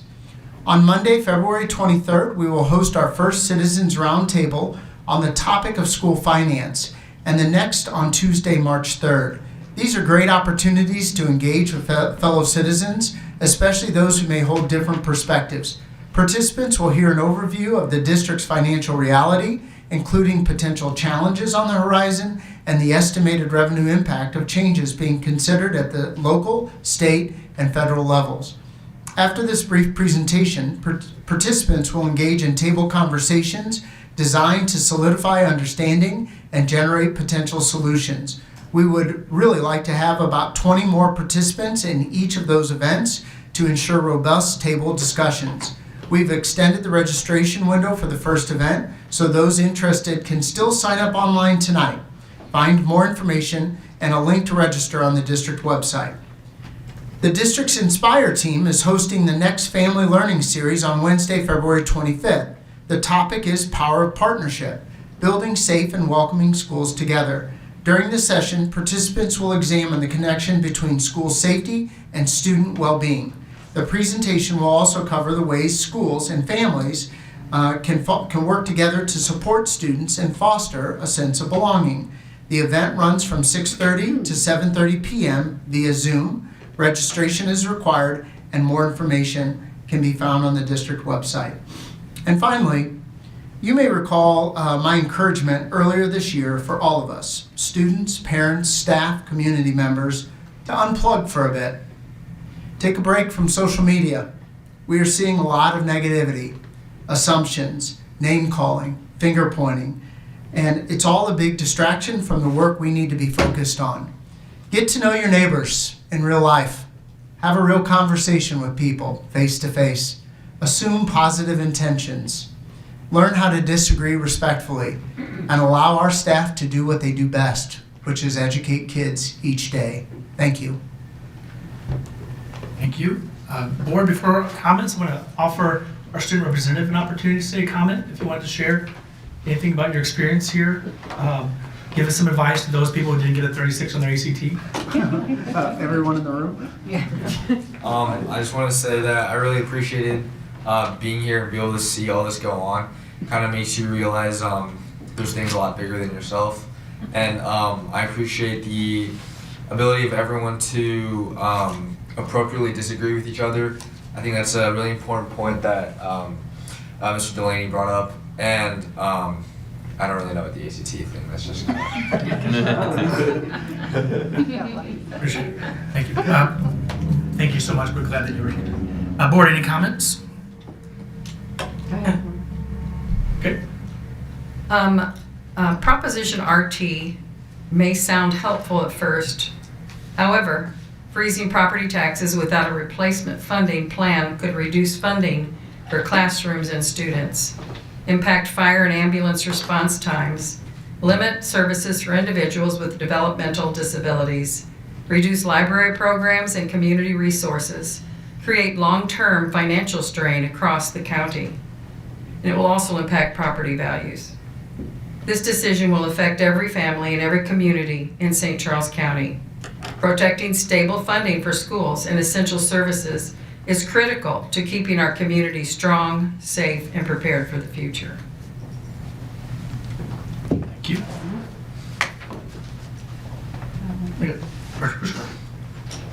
First, I'd like to say it's clear that some people don't have a sense of humor because I got quite a few laughs for saying that my sentence was up in April, but some people don't think that's funny.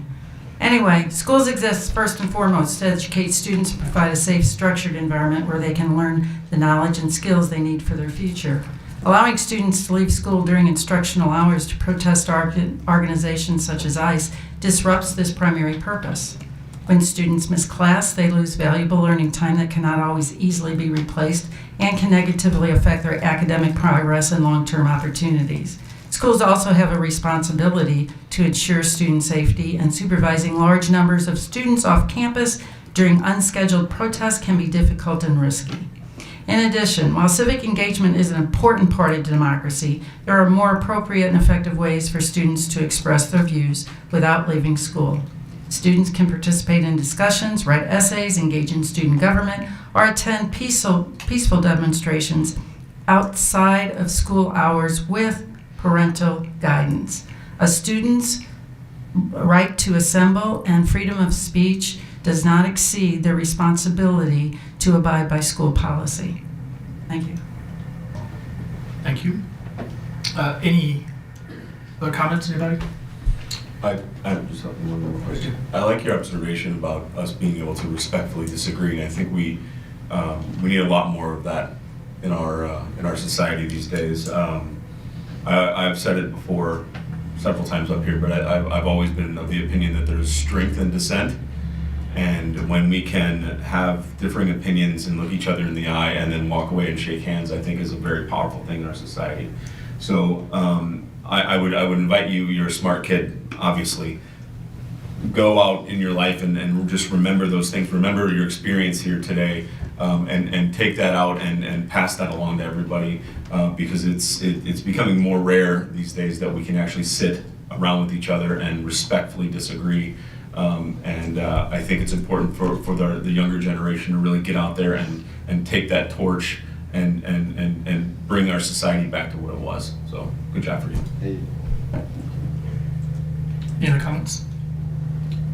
Yeah, I have two comments. The first one I just feel compelled to make, although it's frustrating. I'm just so deeply disappointed by some of the choices that Director Pushkar has made in the boardroom and online. I've just watched some recent social media posts and how we're responding to other candidates, the things that we're saying, and how we're responding to patrons in the district. I just really think that we should be ambassadors for the district and champions for the district. And while I can't control what you do and how you interact with people, I would just want to Point of order, Director Blair. 1 second. A point of order has been shared. For clarification, so point of order has been shared. For clarification, I'm not sure the rule regarding board comments and whether or not a board comment can speak an opinion about a board member. Well, then, how about code of ethics? Well, that's. Well, I You can talk disrespectful or disparaging or anything else, in or out of the boardroom. How is this respectful? Gotcha. So I'm just saying out loud that I don't condone these behaviors, and I believe that they ultimately undermine the district Point of order. we're elected to serve. I appreciate both. Any guidance from the parliamentarian regarding what board comments can or can't say? Board comments. Board comment, there's being. A board comment can include. And I'm not But being code of disparaging, I'm ethics. just being honest. Oh, yeah, okay. It's disappointing. I could, yeah. So, Lastly, We'll let somebody else decide that. well, I'll move on, but yeah, it breaks my heart a little bit. Oh, mine too. Anyway, lastly, as I encourage everyone to find productive ways to celebrate Black History Month, I'd offer a suggestion of just reading books by Black authors. I have several that I am a fan of, but one of them actually with the books that were on the list tonight, what made me actually go and check out. So it's called The Gathering of Old Men by Ernest Gaines.